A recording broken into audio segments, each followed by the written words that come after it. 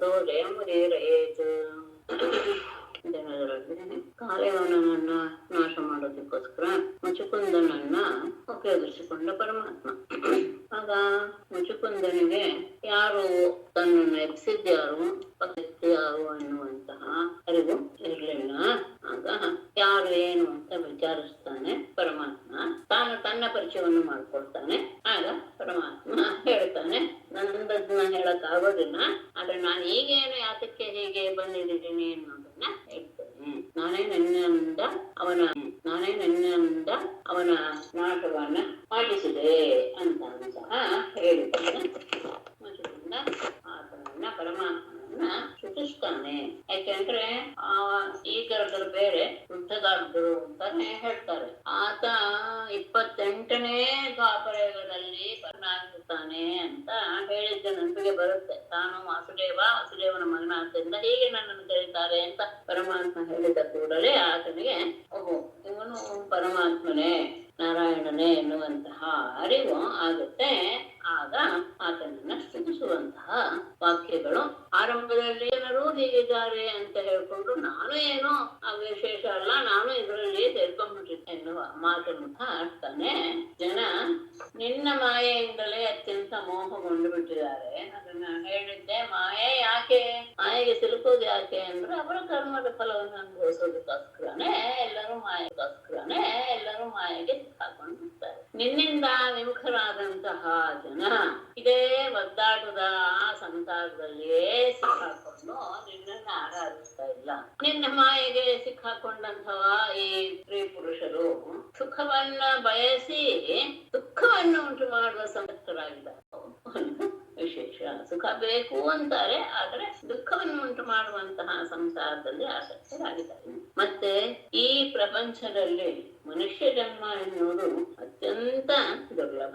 ಎಲ್ಲ ಅಂಗವೈಕಲ್ಯವಿಲ್ಲ, ಅಂತಹ ಎಲ್ಲ ರೀತಿಯ ಅವಯವವನ್ನು ಚೆನ್ನಾಗಿ ಪಡೆದಂತಹ ದುರ್ಲಭವಾದಂತಹ ಮನುಷ್ಯ ಜನ್ಮವನ್ನ ಬೇಗ ಅವರೇನೋ ಸಾಧನೆ ಮಾಡಿದ್ದಲ್ಲ, ಏನೋ ಯಾವುದೋ ಒಂದು ಒಳ್ಳೆ ಕೆಲಸ ಮಾಡಿರ್ತಾರೆ, ಹಾಗೆ ಪರಮಾತ್ಮನ ಅನುಗ್ರಹದಿಂದ ಯತ್ನವಿಲ್ಲದೆ ಪಡೆದಿರ್ತಾರೆ. ಆದರೂ ಸಹ ವಿಷಯ ಸುಖದಲ್ಲಿ ತಮ್ಮನ್ನ ತಾವು ತೊಡಗಿಸಿಕೊಂಡು ಒಂದು ಪಶುವಿನ ಹಾಗೆ ಯಾವ ಜ್ಞಾನವೂ ಇಲ್ಲದೆ ಅದು ಹೇಗೆ ಗೊತ್ತಿಲ್ಲದೆ ಬಾವಿಯಲ್ಲಿ ಬಿಟ್ಬಿಡುತ್ತೋ, ಇವರು ಸಹ ಮನೆಯನ್ನು ಅನ್ನಿಸುವುದರಲ್ಲಿ ಬಿದ್ದು ನಿನ್ನನ್ನ ಆರಾಧಿಸುವುದಿಲ್ಲ.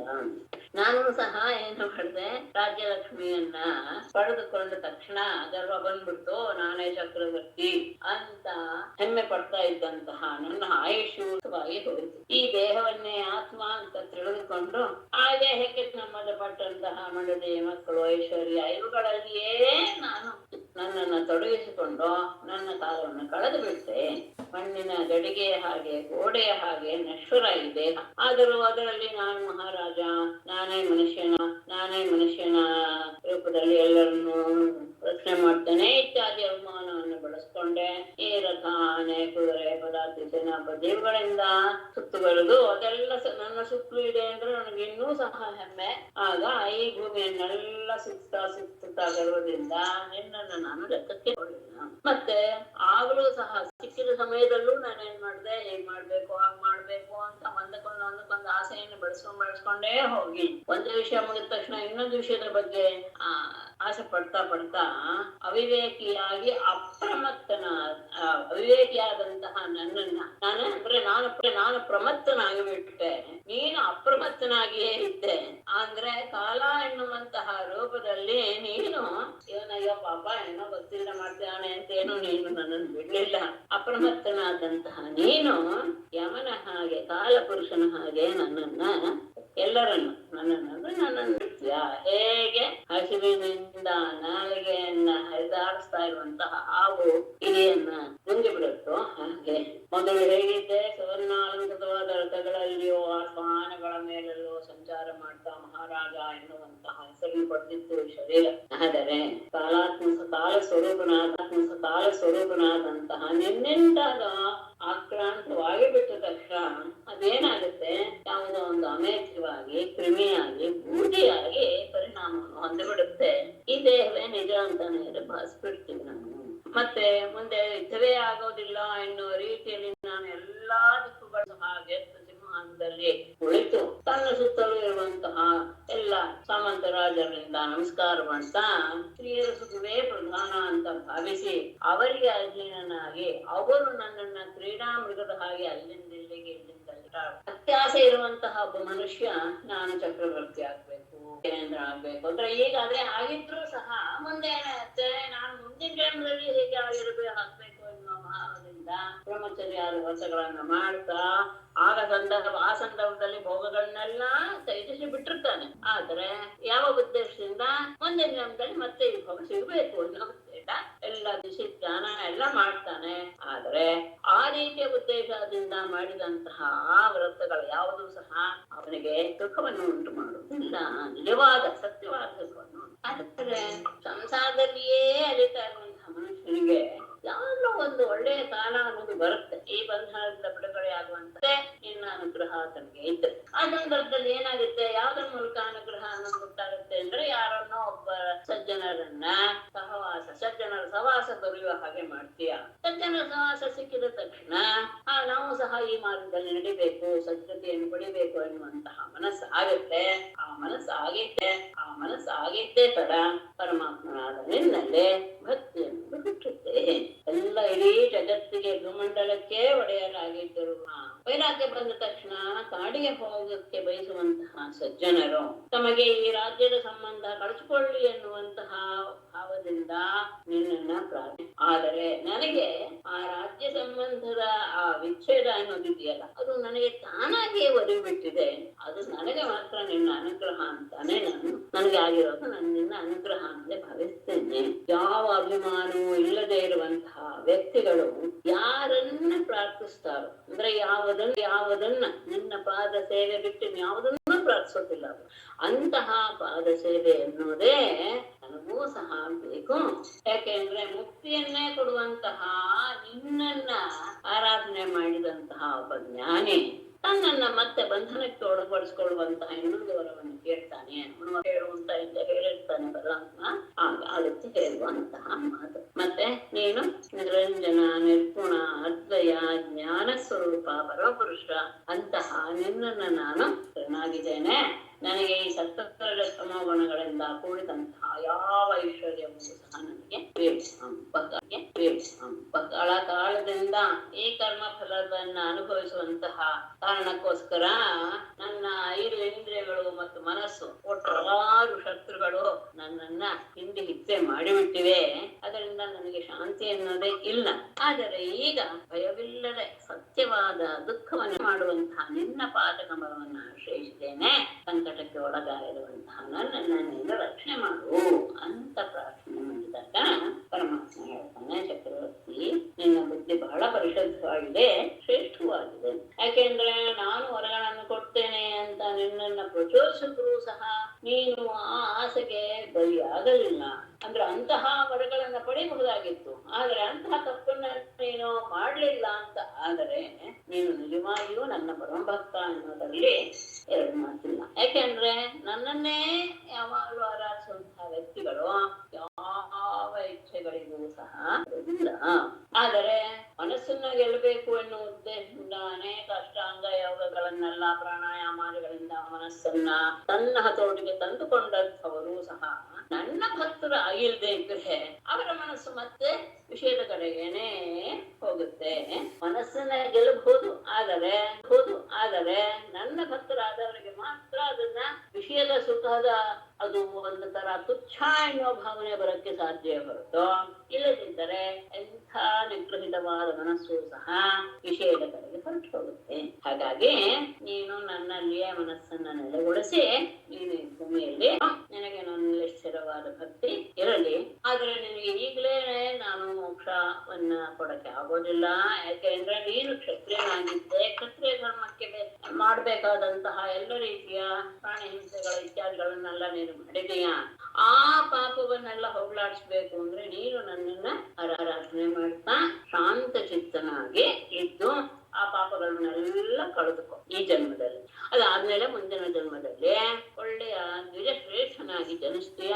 ಆ ಸಂದರ್ಭದಲ್ಲಿ ನೀನು ಎಲ್ಲ ಜೀವಿಗಳಿಗೂ ಸಹ ಹಿತವನ್ನು ಉಂಟು ಮಾಡುವ ಸುಹೃತ್ತಾಗಿ ನೀನು ಇರ್ತೀಯ, ಸ್ನೇಹಿತನಾಗಿ. ಆಗ ಮಾತ್ರವೇ ಅಂದ್ರೆ ಆ ಸಂದರ್ಭದಲ್ಲಿ ಆ ರೀತಿಯಾದಾಗಲೇ ನೀನು ನನ್ನನ್ನ ಹೊಂದೋದಕ್ಕೆ ಸಾಧ್ಯ ಅಂತ ಹೇಳಿ ಆತನಿಗೆ ಅನುಗ್ರಹ ಮಾಡಿದ ಅನ್ನುವುದಕ್ಕೆ 51ನೇ ಅಧ್ಯಾಯ ಅಂದ್ಬಿಟ್ಟು ಈಗ ಮುಂದೆ ಏನಾಗುತ್ತೆ ಅನ್ನೋದನ್ನು ಗಮನಿಸೋಣ. ಓಂ ನಮೋ ಭಗವತೆ ವಾಸುದೇವಾಯ. ಶ್ರೀ ಶುಕೋವಾಚ ಇತ್ತಂ ಸೋಮೃಗೇತೋಂಗ ಕೃಷ್ಣೇನ ಇಕ್ಷ್ವಾಕುನಂದನಃ ಸಂಪರಿಕ್ರಮ್ಯ ಸನ್ನಮ್ಯ ನಿಶ್ಚಕ್ರಾಮ ಗುಹಾಮುಖಾತ್. ಅಂಗ ಇಕ್ಷ್ವಾಕುನಂದನಃ ಸಹ ಇತಂ ಕೃಷ್ಣೇನ ಅನುಗ್ರಹೀತಃ ತಂ ಪರಿಕ್ರಮ್ಯ ಸನ್ನಮ್ಯ ಗುಹಾಮುಖಾತ್ ನಿಶ್ಚಕ್ರಾಮ. ಅಂಗ ಪರೀಕ್ಷಿತನೇ ಇಕ್ಷ್ವಾಕುನಂದನಃ ಇಕ್ಷ್ವಾಕು ವಂಶದ ಮಗನಾದಂತಹ ಮುಚುಕುಂದ ಸಹ ಮುಚುಕುಂದನು ಇತ್ತಂ ಈ ರೀತಿಯಾಗಿ ಕೃಷ್ಣೇನ ಅನುಗ್ರಹೀತ ಪರಾತ್ಮನಿಂದ ಅನುಗ್ರಹಿಸಲ್ಪಟ್ಟವನಾಗಿ ತಂ ಪರಿಕ್ರಮ್ಯ ಆ ಭಗವಂತನನ್ನ ಪ್ರದಕ್ಷಿಣೆ ಮಾಡಿ ಸನ್ನಮ್ಯ ಮನಃಪೂರ್ವಕವಾಗಿ ನಮಸ್ಕಾರ ಮಾಡಿ ಗುಹಾಮುಖ ತಾನು ಮಲಗಿದ್ದ ಗುಹೆಯ ಬಾಗಿಲಿನಿಂದ ನಿಶ್ಚಕ್ರಮ ಹೊರಗೆ ಬಂದ. ಹೀಗೆ ಮುಚುಕುಂದನಿಗೆ ಎಲ್ಲ ರೀತಿಯ ಅನುಗ್ರಹವನ್ನು ಮಾಡಿದ ಪರಮಾತ್ಮ ಅದೆಲ್ಲ ಕೇಳಿದ ಮೇಲೆ ಆತನಿಗೆ ಪ್ರದಕ್ಷಿಣೆಯನ್ನ ನಮಸ್ಕಾರವನ್ನು ಮಾಡಿ ಗುಹೆಯ ಬಾಗಿಲಿಂದ ಹೊರಗೆ ಬಂದ.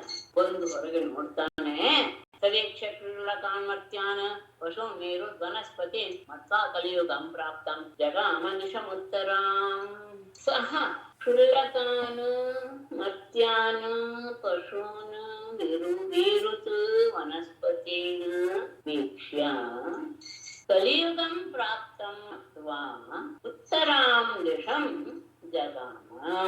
ಸಹ ಹೊರಗೆ ಬಂದಂತಹ ಆ ಮುಚುಕುಂದನು ಕ್ಷುಲ್ಲಕಾನ್ ಎಲ್ಲ ಸಣ್ಣ ಆಕಾರದಲ್ಲಿರುವ ಮರ್ತ್ಯಾನ್ ಮನುಷ್ಯರನ್ನ ಪಶುಗಳನ್ನ ನೀರುತ್ ಬಳ್ಳಿಗಳನ್ನ ವನಸ್ಪತಿ ವೃಕ್ಷಾದಿಗಳನ್ನ ವೀಕ್ಷ್ಯ ನೋಡಿ ಕಲಿಯುಗಂ ಪ್ರಾಪ್ತಂ ಅಥ. ಓಹೋ ಕಲಿಯುಗ ಬಂದಿದೆ, ಕಲಿಯುಗದಲ್ಲಿ ಮನುಷ್ಯರ ಎಲ್ಲ ಆಕಾರವೆಲ್ಲೂ ಸಹ ಬಹಳ ಪುಟ್ಟದಾಗಿರುತ್ತೆ ಎನ್ನುವಂತಹ ವಿಷಯ ಗೊತ್ತಿರುವಂತಹ ಮುಚುಕುಂದ. ಹಾಗಾಗಿ ಕಲಿಯುಗ ಬಂದಿದೆ ಅಂತ ತಿಳಿದುಕೊಂಡಂತಹ ಆತ ಉತ್ತರಾನ್ ದಿಶಂ ಜಗಾಮ ಉತ್ತರ ದಿಕ್ಕಿನ ಕಡೆಗೆ ಹೊರಟ. ಅಂದ್ರೆ ಪರಿಕಾಶ್ರಮಕ್ಕೆ ಹೊರಟು ಅಲ್ಲಿ ತಪಸ್ಸು ಮಾಡುವುದಕ್ಕೆ ಉದ್ದೇಶದಿಂದ ಉತ್ತರ ದಿಕ್ಕನ್ನು ಕುರಿತು ಆತ. ಮೇಡಮ್ ಅವಾಗಿನ್ನು ಕಲಿಯುಗ ಬಂದಿರೋದಲ್ವಾ? ಅಲ್ಲ ಬಂದ್ಬಿಟ್ಟಿತ್ತು. ಕೃಷ್ಣ ಹುಟ್ಟಿದ್ದೇ ಕಲಿಯುಗ ಇನ್ನೇನು ಬರುತ್ತೆ ಅನ್ನೋ ಸಂದರ್ಭದಲ್ಲಿ. ಈಗ ಇದ್ದಕ್ಕಿದ್ದ ಒಂದ್ ದಿವಸ ಬರೋದಲ್ವೆಲ್ಲ ದ್ವಾಪರಯುಗ ಮುಗಿತಾ ಬಂದಂತ ಸಂದರ್ಭದಲ್ಲಿ ತಾನೇ ಮಹಾಭಾರತ ಆಗಿದೆ. ಅಂದ್ರೆ ಕೃಷ್ಣ ಇರೋ ತನಕ ದ್ವಾಪರ ಯುಗ ಇದ್ದೇ ಇರುತ್ತಲ್ವಾ? ಆಮೇಲೆ ಹೌದು, ದ್ವಾಪರ ಯುಗ ಅಂದ್ರೆ ಕಲಿಯುಗ ತನ್ನ ಪ್ರಭಾವವನ್ನು ಬೀರಿರ್ಲಿಲ್ಲ. ಪರೀಕ್ಷಿತನ ಇದು ಬಂದಿದೆ. ಪರೀಕ್ಷಿತ ಗೋವಿನ ಒಂದು ಧರ್ಮ ಪುರುಷ ಮತ್ತು ಭೂಮಿಯ ಸಂವಾದ ಕೇಳಿದೀರ ಅಂತ ಭಾವಿಸ್ತೇನೆ. ಪ್ರಾರಂಭದಲ್ಲಿ ಬಂತಿದ್ದು ಯಾವಾಗ ಕೃಷ್ಣ ಹೊರಟು ಹೋಗ್ತಾನೋ ಸ್ವಧಾಮಕ್ಕೆ ತಕ್ಷಣ ಕಲಿ ಪ್ರವೇಶ ಮಾಡಿಬಿಡ್ತಾನೆ. ಆಗ ಪರೀಕ್ಷಿತ ಬಂದು ಕಲಿಯನ್ನ ನಿಗ್ರಹ ಮಾಡ್ತಾನೆ. ನಾನಿರೋವರೆಗೂ ನೀನು ನಿನ್ನ ಬಾಲ ಬಿಚ್ಚು ಹಾಗಿಲ್ಲ. ಆಗ ಅವನು ಹೇಳ್ತಾನೆ, ಇಲ್ಲ ನಾನು ಕಲಿಯುಗ ನನಗೆ ನೀನು ಕೆಲವು ಸ್ಥಾನಗಳನ್ನು ಕೊಡ್ಲೇಬೇಕು, ಯಾಕೆಂದ್ರೆ ನಾನು ಬದುಕಬೇಕಲ್ಲ ಅಂತ ಹೇಳಿದಾಗ ಅವನು ಎಲ್ಲೆಲ್ಲೆಲ್ಲೆಲ್ಲ ದುಡ್ಡು ಇರ್ತಾರೋ ದೂರಿ ಇರುತ್ತೋ ಅಂತ ಕಡೆ ಎಲ್ಲ ನೀನು ಬದುಕೋ ಹೋಗು ಅಂತ ಅವನಿಗೆ ಕೊಟ್ಟು, ಎಲ್ಲಿ ಪರಮಾತ್ಮನ ಧ್ಯಾನ ನಡೀತಾ ಇರುತ್ತೋ ಅಲ್ಲಿ ನೀನು ಪ್ರವೇಶ ಮಾಡಬಾರ್ದು ಅಂತ ಅವನಿಗೆ ಬೆದರಿಸಿ ಕಳಿಸ್ತಾನೆ. ಅವನು ಹೆದರ್ಕೊಂಡು ಹೊರಟೋಗ್ತಾನೆ ಅಂತ ಆರಂಭದಲ್ಲೇ ಬಂತದ್ದು. ಹಾಗೆ ಕಲಿಯುಗದ ಪ್ರವೇಶ ಇದಕ್ಕಿದ್ದ ಹಾಗೆ ಒಂದ್ ದಿವಸ ಆಗೋದಲ್ಲ, ಕ್ರಮವಾಗಿ ಆಗೋದಂದ್ರೆ ಇನ್ನೇನು ಕಲಿಯುಗ ಬರ್ತಾ ಇದೆ ಎನ್ನುವಂತಹ ಗೊತ್ತಾಗುತ್ತೆ. ಯಾಕೆ ಅಂದ್ರೆ ನೇರ ಆಕಾರ ಇದೆಲ್ಲ ನೋಡಿದಾಗ ಇನ್ನೇನು ಬರ್ತಾ ಇದೆ ಎನ್ನುವಂತಹ ಜ್ಞಾನ ಅವನಿಗೆ ಬರ್ತದೆ. ಸರಿ ಆಯ್ತು ಮೇಡಮ್. ಅಂದ್ರೆ ಎಲ್ಲರೂ ಸಣ್ಣ ಸಣ್ಣ ಸಣ್ಣ ಮನುಷ್ಯರು ಪಶುಗಳು ಬಳ್ಳಿಗಳು ಯಾವ್ದು ಅದೇ ಅವಾಗೆಲ್ಲ ನಾವು ವರ್ಣಿಸೋದಲ್ಲ. ದೊಡ್ಡ ದೊಡ್ಡ ದೊಡ್ಡ ದೊಡ್ಡ ದೇಹ, ದೊಡ್ಡ ದೊಡ್ಡ ಮರಗಳು ಎಲ್ಲ ಯಾವಾಗಲೂ ಸಹ ಫಲಭರಿತವಾಗಿರ್ತಿದ್ದು. ಇದೆಲ್ಲ ಸಹಜವಾಗಿ ಆಗ್ತಾ ಬರುತ್ತೆ. ಈಗ ನಮ್ಗೆ ಶಿಶಿರ ಋತು ಹೇಗೆ ಗೊತ್ತಾಗುತ್ತೋ, ಮರಗಳ ಎಲೆ ಒಂದೇ ದಿವಸ ಎಲ್ಲ ಉದುರೋದಿಲ್ವಲ್ಲ, ಮೊದಲೇ ಶುರುವಾಗ್ಬಿಡುತ್ತೆ. ಉದುರ್ತಾನೆ ಆಮೇಲೆ ಒಂದ್ ದಿವಸ ನೋಡಿದ್ರೆ ಅದೇ ಇಡೀ ಮರ ಗೋಣಾಗ್ಬಿಟ್ಟಿರುತ್ತೆ. ನಮಗೆ ಗೊತ್ತಿಲ್ಲ, ಸೂಚನೆಗಳೆಲ್ಲ ಎಲ್ಲ ಬರ್ತದೆ. ನೋಡಿದ್ಮೇಲೆ ಅವನು ಉತ್ತರ ದಿಕ್ಕಿಗೆ ಪ್ರಯಾಣ ಮಾಡ್ತಾನೆ. ಎಲ್ಲಿ ಹೋದ? ತಪಶ್ರದ್ಧಾಯುತೋ ಧೀರಃ ನಿಸ್ಸಂಗೋ ಮುಕ್ತ ಸಂಶಯಃ ಸಮಾಧಾಯ ಮನಃ ಕೃಷ್ಣೆ ಪ್ರಾವಿಶದ್ದಂಡಮಾದನಂ. ತಪಶ್ರದ್ಧಾಯುತಃ ಧೀರಃ ನಿಸ್ಸಂಗಃ ಮುಕ್ತ ಸಂಶಯಃ ಕೃಷ್ಣೇ ಮನಃ ಸಮಾಧಾಯ ಗಂಧಮಾದನಂ ಪ್ರಾವಿಶತ್. ತಪಶ್ರದ್ಧಾಯುತಃ, ತಪಸ್ಸಿನಲ್ಲಿ ಶ್ರದ್ಧೆಯನ್ನ ಅಳವಡಿಸಿಕೊಂಡಂತಹ. ತಪಸ್ಸು ಎನ್ನುವ ಶಬ್ದಕ್ಕೆ ಅರ್ಥ ಜ್ಞಾನ ಅಂತಾನೆ ಇಟ್ಕೊಳ್ಳಿ. ಇದು ಅಲ್ಲ, ಇದು ಅಂದ್ರೆ ಇದು ಇದೆ, ಇಲ್ಲ ಅಂತಲ್ಲ, ಆದ್ರೆ ಅದಕ್ಕೆ ಸರಿಯಾದ ಅರ್ಥ ಜ್ಞಾನಕ್ಕೆ ಅನುಗುಣವಾಗಿ ಆತನ ಕ್ರಿಯೆಗಳೆಲ್ಲವೂ ಇರುತ್ತೆ. ಜ್ಞಾನವನ್ನು ಬೆಳೆಸಿಕೊಳ್ಳುವ ದೃಷ್ಟಿಯಲ್ಲಿಯೇ ಆತನ ಕ್ರಿಯೆಗಳು ಇರುತ್ತೆ ಅನ್ನೋದು ವಿಷಯ. ಆ ತಪಸ್ಸಿನಲ್ಲಿ ಶ್ರದ್ಧೆಯನ್ನು ಹೊಂದಿದಂತಹ ಮತ್ತು ಧೀರ, ಅತ್ಯಂತ ಧೀರಶಾಲಿ ಕ್ಷತ್ರಿಯ, ನಿಸ್ಸಂಗ, ಎಲ್ಲ ಉತ್ತರ ಬಗ್ಗೆ ಆಸಕ್ತಿಯನ್ನ ಬಿಟ್ಟವನಾಗಿ, ಹೀಗೆ ಎಲ್ಲ ಆದ ತಕ್ಷಣ ತಪಸ್ಸಿನಲ್ಲಿ ಶ್ರದ್ಧೆಯನ್ನು ಹೊಂದಿದಾನೆ, ಪರಾಕ್ರಮಶಾಲಿ ಆಗಿದ್ದಾನೆ, ಯಾವುದರ ಬಗ್ಗೆಯೂ ಸಹ ಆಸಕ್ತಿ ಇಲ್ಲ ಅಂತ ಆದಾಗ ಮುಕ್ತ ಸಂಶಯ, ಯಾವುದ್ರ ಬಗ್ಗೆನೂ ಆತನಿಗೆ ಸಂದೇಹ ಅನ್ನೋದು ಇರಲೇ ಇಲ್ಲ. ಹೀಗೆ ನಿಸ್ಸಂಶಯನಾಗಿ ಕೃಷ್ಣೇ ಮನಸ್ಸಮಾಧಾಯ, ಪರಮಾತ್ಮನಲ್ಲಿ ಮನಸ್ಸನ್ನ ನೆಲೆಗೊಳಿಸಿ ಗಂಧಮಾದನಂ ಪ್ರಾವಿಶತು, ಗಂಧಮಾದನ ಪರ್ವತಕ್ಕೆ ಆತ ಹೋದ. ಮೊದಲು ಹೋಗಿದ್ದು ಉತ್ತರ ದಿಕ್ಕಿನಲ್ಲಿ ಗಂಧಮಾದನ ಪರ್ವತಕ್ಕೆ ಹೋದ. ಅಂದ್ರೆ ಇಷ್ಟರಲ್ಲಾಗಲೇ ಆತನ ಮನಸ್ಸು ಒಂದು ಸ್ಥಿರತೆಗೆ ಬಂದಿತ್ತು. ತಪಸ್ಸಿನಲ್ಲಿ ಜ್ಞಾನವನ್ನು ಪಡಿಬೇಕು ಎನ್ನುವುದರಲ್ಲಿ ಶ್ರದ್ಧೆಯನ್ನು ಹೊಂದಿದ ಆತ ಪರಾಕ್ರಮಶಾಲಿ, ಅಂದ್ರೆ ದೇಹ ಯಾವ್ಯಾವುದಕ್ಕೂ ಹೆದರುವಂತಹದ್ದಲ್ಲ, ಯಾವುದರ ಬಗ್ಗೆಯೂ ಸಹ ಆಸಕ್ತಿ ಇಲ್ಲ. ಆದಾಗ ಮತ್ತೆ ಪರಮಾತ್ಮನ ಮಾತೆಲ್ಲ ಕೇಳಿದ್ದೆ ಆ ಸಂಶಯವು ಅವನಲ್ಲಿ ಉಳಿದಿರಲಿಲ್ಲ. ಮನಸ್ಸನ್ನ ಕೃಷ್ಣನಲ್ಲಿ ನೆಲೆಗೊಳಿಸಿ ಗಂಧಮಾದನ ಪರ್ವತಕ್ಕೆ ಹೊರಟ. ಅಲ್ಲಿಂದ ಬದರ್ಯಾಶ್ರಮಮಾಸಾದ್ಯ ನರನಾರಾಯಣಾಲಯಂ ಸರ್ವದ್ವಂದ್ವಸಃ ಶಾಂತಃ ತಪಸಾ ಆರಾಧಯತ್ ಹರಿಂ. ನರನಾರಾಯಣಾಲಯಂ ಬದರ್ಯಾಶ್ರಮಂ ಆಸಾದ್ಯ ಸರ್ವದ್ವಂದ್ವಸಃ ತಪಸಾ ಹರಿಂ ಆರಾಧಯತ್. ಗಂಧಮಾದನ ಪರ್ವತಕ್ಕೆ ಹೋಗಿ ಅಲ್ಲಿ ಒಂದಷ್ಟು ದಿವಸ ಇತ್ತು. ಅದಾದ ಮೇಲೆ ನರನಾರಾಯಣಾಲಯಂ, ನರನಾರಾಯಣರು ವಾಸಿಸ್ತಾ ಇರುವಂತಹ ನೆಲೆ ನಿತ್ಯ ನಿವಾಸವಾದಂತಹ ಬದರ್ಯಾಶ್ರಮಂ ಆಸಾದ್ಯ, ಅಲ್ಲಿ ಯಾವಾಗಲೂ ನರನಾರಾಯಣರು ಇರ್ತಾರೆ ಅನ್ನೋದು ಪ್ರಸಿದ್ಧಿ. ಈಗಲೂ ಇದ್ದಾರೆ ಅನ್ನುವಂತಹ ಉಕ್ತಿ ಇದೆ. ಅಂತಹ ಬದರಿಕಾಶ್ರಮವನ್ನ ಪ್ರವೇಶಿಸಿ ಸರ್ವದ್ವಂದ್ವಸಃ, ಎಲ್ಲ ರೀತಿಯ ದ್ವಂದ್ವಗಳನ್ನು, ಶೀತ ಉಷ್ಣ ಬಿಸಿಲು ಮಳೆ ಇತ್ಯಾದಿ ಎಲ್ಲ ರೀತಿಯ ದ್ವಂದ್ವಗಳು, ಅಂದ್ರೆ ಅದು ಬಂದಾಗ ದೇಹ ಅದಕ್ಕೆ ಸರಿಯಾದಂತಹ ಪ್ರತಿಕಾರವನ್ನ ಬಯಸುತ್ತಲ್ಲ, ಯಾವುದನ್ನು ಸಹ ಅವನ ಮನಸ್ಸಿಗೆ ತಂದುಕೊಳ್ಳದೆ ಅಂತಹ ಶಾಂತಚಿತ್ತನಾಗಿ ತಪಸ್ಸಿನಿಂದ ಹರಿಂ ಆರಾಧ, ಏಕಾಗ್ರ ಚಿತ್ತದಿಂದ ಪರಮಾತ್ಮನನ್ನ ಆರಾಧಿಸಿದ. ನರನಾರಾಯಣರು ಗಂಧಮಾದನ ಪರ್ವತ ಇದು ದಕ್ಷಿಣದಲ್ಲಿರೋದಲ್ವ ಮೇಡಮ್? ವಿಭೀಷಣನ ರಾಮ ಫಸ್ಟ್ ಮೀಟ್ ಮಾಡ್ತಾರಲ್ಲ, ಅದಲ್ವಾ ಗಂಧಮಾದನ ಪರ್ವತ? ಇಲ್ಲಪ್ಪ, ಹನುಮಂತ ಇರೋ ಜಾಗ ಇಲ್ಲ. ಗಂಧಮಾದನ ಪರ್ವತ ಉತ್ತರ ದಿಕ್ಕಿನಲ್ಲಿರುವಂತದ್ದು. ಹಾಗಿದ್ರೆ ಇದು ಬೇರೆನಾ? ಗಂಧಮಾದನ ಇರೋದು ಒಂದೇ. ಅದು ವಿಭೀಷಣ ಮತ್ತೆ ರಾಮ ಮತ್ತೆ ವಿಭೀಷಣ ಸಂಧಿಸ್ತಾರಲ್ಲ, ಅದು ಗಂಧಮಾದನ ಪರ್ವತದ ತಪ್ಪಲಲ್ಲಿ ಹನುಮಂತ ಇರೋ ಜಾಗ. ಕಿಷ್ಕಿಂಧ ಅಲ್ವಾ? ಅಲ್ಲ, ಕಿಷ್ಕಿಂಧ ಅಲ್ಲ, ಲಂಕೆ ಹತ್ರ ಹೇಳೋದು. ಯಾವಾಗ ವಿಭೀಷಣ ರಾಮನ ಶರಣ ಹೊಂದ, ಇಲ್ಲ ಗಂಧಮಾದನ ಅಲ್ಲಮ್ಮ, ಅದು ಲಕ್ಷ್ಮಣನಿಗೆ ಗಿಡಮೂಲಿಕೆ ತರುವಾಗ ಅಲ್ಲಿಂದಾನೇ ತರುವುದಲ್ವಾ ಮೇಡಮ್ ಗಂಧಮಾದನ? ಅಲ್ಲ, ಅದು ಹಿಮಾಲಯದಿಂದ ಅಲ್ವಾ ತರೋದು? ಹಿಮಾಲಯದ ಯಾವ್ದೋ ಒಂದು ಪರ್ವತದಿಂದಲೇ. ನಾನು ನೋಡ್ತೀನಿ ಮತ್ತೆ ಬೇಡ ಏನೇನು ಹೇಳುತ್ತಲ್ಲ, ನೋಡ್ಬಿಟ್ಟು ನಾಡಿ ತೋರಿಸ್ತೀನಿ, ನೋಡಿ ತೋರಿಸ್ತಾರೆ. ಅಲ್ಲಿಂದ ನರನಾರಾಯಣರ ವಾಸಸ್ಥಾನವಾದ ಬದರಿಕಾಶ್ರಮಕ್ಕೆ ಹೋಗಿ ಅಲ್ಲಿ ಎಲ್ಲ ರೀತಿಯ ದೇಹಕ್ಕೆ ಆಗುವಂತಹ ಎಲ್ಲ ರೀತಿಯ ತೊಂದರೆಗಳನ್ನು ಸಹ ತೊಂದರೆ ಅಂತ ಭಾವಿಸದೆ, ತೊಂದರೆ ಅಂತ ಹೇಳಿದ ತಕ್ಷಣ ಅದು ತೊಂದರೆ ಆಗಿಬಿಡುತ್ತೆ. ಅದು ಯಾವುದು ಸಹ ತೊಂದರೆ ಅಲ್ಲ ಅಂತ ಭಾವಿಸಿ ಆತ ಎಲ್ಲವನ್ನು ಎದುರಿಸಿ, ಯಾವುದೂ ಸಹ ತನ್ನ ಇದಕ್ಕೆ ತಪಸ್ಸಿಗೆ ಅಡ್ಡಿ ಯಾವುದೇ ಇರುವ ರೀತಿಯ ಮನಸ್ಸನ್ನ ಸ್ಥಿರಗೊಳಿಸಿ ಪರಮಾತ್ಮನನ್ನ ಆರಿಸಿದ. ಆಗ ಅಲ್ಲಿ ಮುಸುಕುಂದನ ವಿಷಯ ಮುಗೀತು. ಈ ಕಡೆ ಪರಮಾತ್ಮ ಮತ್ತೆ ತನ್ನ ದ್ವಾರಕಾಪಟ್ಟಣಕ್ಕೆ ಅಲ್ಲ ಮಥುರಾ ಪಟ್ಟಣಕ್ಕೆ ಬಂದ. ಭಗವಾನ್ ಪುನರಾವೃತ್ಯ ಪುರೀಂ ಯವನವೇಕ್ಷಿತಾಂ ಹತ್ವಾ ಮ್ಲೇಚ್ಛ ಫಲಂ ನಿನ್ನೆ ತದೀಯಂ ದ್ವಾರಕಾಂ ಧನಂ. ಪುನಃ ಭಗವಾನ್ ಯವನವೇಕ್ಷಿತಾಂ ಪುರೀಂ ಆವೃತ್ಯ ಮ್ಲೇಚ್ಛ ಫಲಂ ಹತ್ವಾ ತದೀಯಂ ಧನಂ ದ್ವಾರಕಾಂ ನಿನ್ನೆ.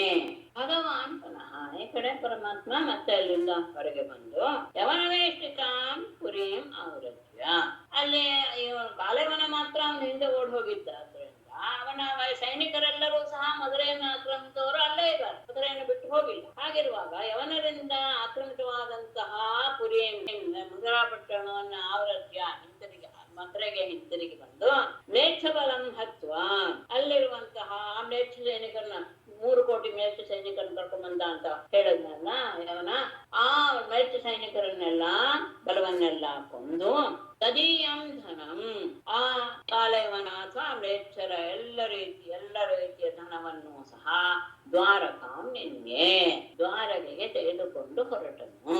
ಅಲ್ಲೇ ಇದ್ರು ಮತ್ ಬಂದ ಉಳಿದವರನ್ನೆಲ್ಲ ನಾಶ ಮಾಡಿ ಅವರ ಸಂಪತ್ತೆಲ್ಲವನ್ನು ದ್ವಾರಕಾ ನಗರಕ್ಕೆ ತೆಗೆದುಕೊಂಡು ಹೊರಟ. ದಾರಿಯಲ್ಲಿ ಹೋಗ್ತಾ ಇದ್ದಾನೆ, ಜರಾಸಂಧ ಬಂದ. ನಿಯಮಾನೇ ಧನೆ ಗೋಭಿಃ ದ್ರುಭಿಶ್ಚ ಅಚ್ಯುತ ಚೋದಿತೈಃ ಆಜಗಾಮ ಜರಾಸಂಧಃ ತ್ರಯೋವಿಂಶತ್ಯನೇಕಪಃ. ಅವನು 23 ಬಿಡದೆ ಬರ್ತಾ ಇದ್ದಾನೆ ಅಂತ. ಅಚ್ಯುತ ಚೋದಿತೈಃ ದ್ರುಭಿಃ ಗೋಭಿಃ ಧನೆ ನಿಯಮಾನೇ ತ್ರಯೋವಿಂಶತ್ಯನೇಕಪಃ ಜರಾಸಂಧಃ ಆಜಗಾಮ. ದಾರಿಯಲ್ಲಿ ಹೋಗ್ತಾ ಇದ್ದಾರೆ, ಅವನ ಈಗ ಆಕ್ರಮಣ ಮಾಡ್ತಾರೆ. ಅಚ್ಯುತ ಚೋದಿತೈಹಿ, ಅಚ್ಯುತನ ಪ್ರೇರಣೆಯಿಂದ ಆಜ್ಞೆಯಿಂದ ನೃಭಿಹಿ ಮನುಷ್ಯರಿಂದಲೂ ಗೋಭಿಹಿ ಹಸುಗಳಿಂದಲೂ, ಅಂದ್ರೆ ಅವ್ರ ಮೇಲೆಲ್ಲ ಒಂದಷ್ಟು ಧನೆ ನಿಯಮನೆ ಅಲ್ಲ ಯವನರ ಆ ಸಂಪತ್ತುಗಳನ್ನೆಲ್ಲ ತೆಗೆದುಕೊಂಡು ಹೋಗ್ತಾ ಇರುವಾಗ ಧನೆ ನಿಯಮನೆ ತೆಗೆದುಕೊಂಡು ಹೋಗುತ್ತಿರುವಾಗ ದಾರಿಯಲ್ಲಿ ಸಪ್ತಮಿ ತ್ರಯೋವಿಂಶತ್ಯನೇಕಪಃ 23 ಅಕ್ಷೋಹಿಣಿ ಸೇನೆಗಳಿಗೆ ಒಡೆಯನಾದಂತಹ ಆ ಜರಾಸಂಧ ಬಂದೇ ಬಿಟ್ಟ. ದಾರಿಯಲ್ಲಿಯೇ ಆಕ್ರಮಣದ ಭಾವ ಶುರುವಾಯಿತು. ಎಲ್ಲವನ್ನ ತೆಗೆದುಕೊಂಡು ದ್ವಾರಕೆಗೆ ಹೊರಟಿರುವ ಸಂದರ್ಭದಲ್ಲಿ ಜರಾಸಂಧ ಬಂದು ಮುತ್ತಿಗೆ ಹಾಕಿದ. ಆಗ ಇವರಿಬ್ಬರು ತಮಗೆ ತುಂಬಾ ಹೆದರಿಕೆ ಆಗಿದೆ ಎನ್ನುವ ಹಾಗೆ ತೋರಿಸ್ಕೊಂಡ್ಬಿಟ್ರು. ಮ್ಲೇಚ್ಛ ಅನ್ನುವ ಶಬ್ದಕ್ಕೆ ಮ್ಲೇಚ್ಛ ಶಬ್ದದೇ ಈಗಿನ ಏನು ಮುಸಲ್ಮಾನ್ ಅಂತ ನಾವೇನು ಹೇಳಿದ್ರು ಆ ಅರ್ಥವನ್ನು ಕೊಡುವಂತದ್ದು. ಮುಸಲ್ಮಾನ್ ಬಂದು ಈಗಿದ್ದು ಇತ್ತೀಚೆಗೆ, ಆದ್ರೆ ಮ್ಲೇಚ್ಛರು ಇದನ್ನ ಹೊಂದಿದ್ರು. ಯಾಕೆಂದ್ರೆ ಮ್ಲೇಚ್ಛ ಶಬ್ದಕ್ಕೆ ಏನ್ ಅರ್ಥ ಮಾಡ್ತಾರೆ ಅಂದ್ರೆ ಗೋಮಾಂಸವನ್ನ ಯಾರು ತಿಂತಾರೋ ಅವರೆಲ್ಲರೂ ಸಹ ಮ್ಲೇಚ್ಛರು ಅನ್ನುವ ಒಂದು ಅರ್ಥ ಇದೆ ನಮ್ಮಲ್ಲಿ. ಹಾಗಾಗಿ ಗುರುಚರಿತ್ರೆಗೂ ಹಂಗೆ ಬರುತ್ತೆ ಮೇಡಮ್. ಯವನನ್ನು ಬಾದಶಃ ಅಂತಾನೆ ಹೇಳ್ತಾರೆ. ಯವನ ರಾಜ ಅಂದ್ರೆ ಬೀದರ್ಲಿ ಬಾದಶಃ ಅಂತ ಹೇಳ್ತಾರೆ. ಗುರುಚರಿತ್ರೆಯಲ್ಲಿ ಅದಿದೆ. ಅಲ್ಲ, ಅವರು ದತ್ತಚರಿತ್ರೆ ಮುಸಲ್ಮಾನರು ನಮ್ಮ ದೇಶಕ್ಕೆ ಕಾಲಿಟ್ಟು ಬಿಟ್ಟಿದ್ರು, ಅಂದ್ರೆ ಇದೇ ಮುಸಲ್ಮಾನರು ಅಂತ. ಈಗ ನಾವು ಹೇಳ್ತಾ ಇರುವಂತಹ ಸಂದರ್ಭದಲ್ಲಿ ಈಗ ನಾವ್ ಯಾರು ಆರಾಧಿಸ್ತಾರಲ್ಲ, ಯಾರ ಪುರಾಣ ಬರ್ದವರು ಪೈಗಂಬರು ಇತ್ಯಾದಿ, ಆತನ ಜನ್ಮ ಈಗ ಮೊನ್ನೆ ಅಲ್ವೇ. ಚರಿತ್ರೆ ಬರುವಾಗ ಈ ಮುಸಲ್ಮಾನರು ಅಂದ್ರೆ ಈಗ ನಾವ್ ಯಾರನ್ನ ಮುಸಲ್ಮಾನರು ಅಂತ ಹೇಳ್ತೀವೋ ಅವರ ಆಗಮನವಾಗಿತ್ತು. ಅಂದ್ರೆ ಅವರ ಮಹಮ್ಮದ್ ಪೈಗಂಬರ ಯಾರೋ ಅವರಿಂದ ತಾನೇ ಹುಟ್ಟಿದ್ದು. ಅದೇನೋ ಅಬ್ರಹಮ್ಮ ಏನೇನೋ ಇದೆಯಲ್ಲ ಅವರದ್ದು. ಯೇಸುವಿಗೂ ಆತನೇ ಮೂಲ ಪುರುಷ, ಮುಸಲ್ಮಾನರಿಗೂ ಅವನೇ ಮೂಲ ಪುರುಷ. ಅದಕ್ಕೆ ತಾನೇ ಅಲ್ಲಿ ಜಗಳ ಆಗ್ತಾ ಇರುತ್ತೆ. ಎಲ್ಲಿ ಇಸ್ರೇಲ್ ಹತ್ರ ಜೆರುಸಲೇಮ್ ಗೊತ್ತಿರುತ್ತೆ. ಅಬ್ರಹಂ ಎನ್ನುವನು ಎರಡೂ ಮೂಲ ಪುರುಷ ಅವನೇ ಅಂತೆ. ಅದಕ್ಕೆ ಅದು ನಮ್ದು ಅಂತ ಅವ್ರ ಜಗಳ ಗೊತ್ತಿರುತ್ತೆ. ಬೇಡ, ಈ ಮ್ಲೇಚ್ಛ ಶಬ್ದಕ್ಕೆ ಈ ಅರ್ಥವನ್ನು ತಗೋತಾರೆ. ಯಾಕೆಂದ್ರೆ ನಮ್ಮ ಇದರಲ್ಲಿ ಮಹಾಭಾಷ್ಯದಲ್ಲಿ ಒಂದು ಮಾತು ಹೇಳ್ತಾರೆ, ಮ್ಲೇಚ್ಛಾವೈ ಮಾ ಭೂಮ ಇತ್ಯಧ್ಯಯಂ ವ್ಯಾಕರಣಂ ಅಂತ.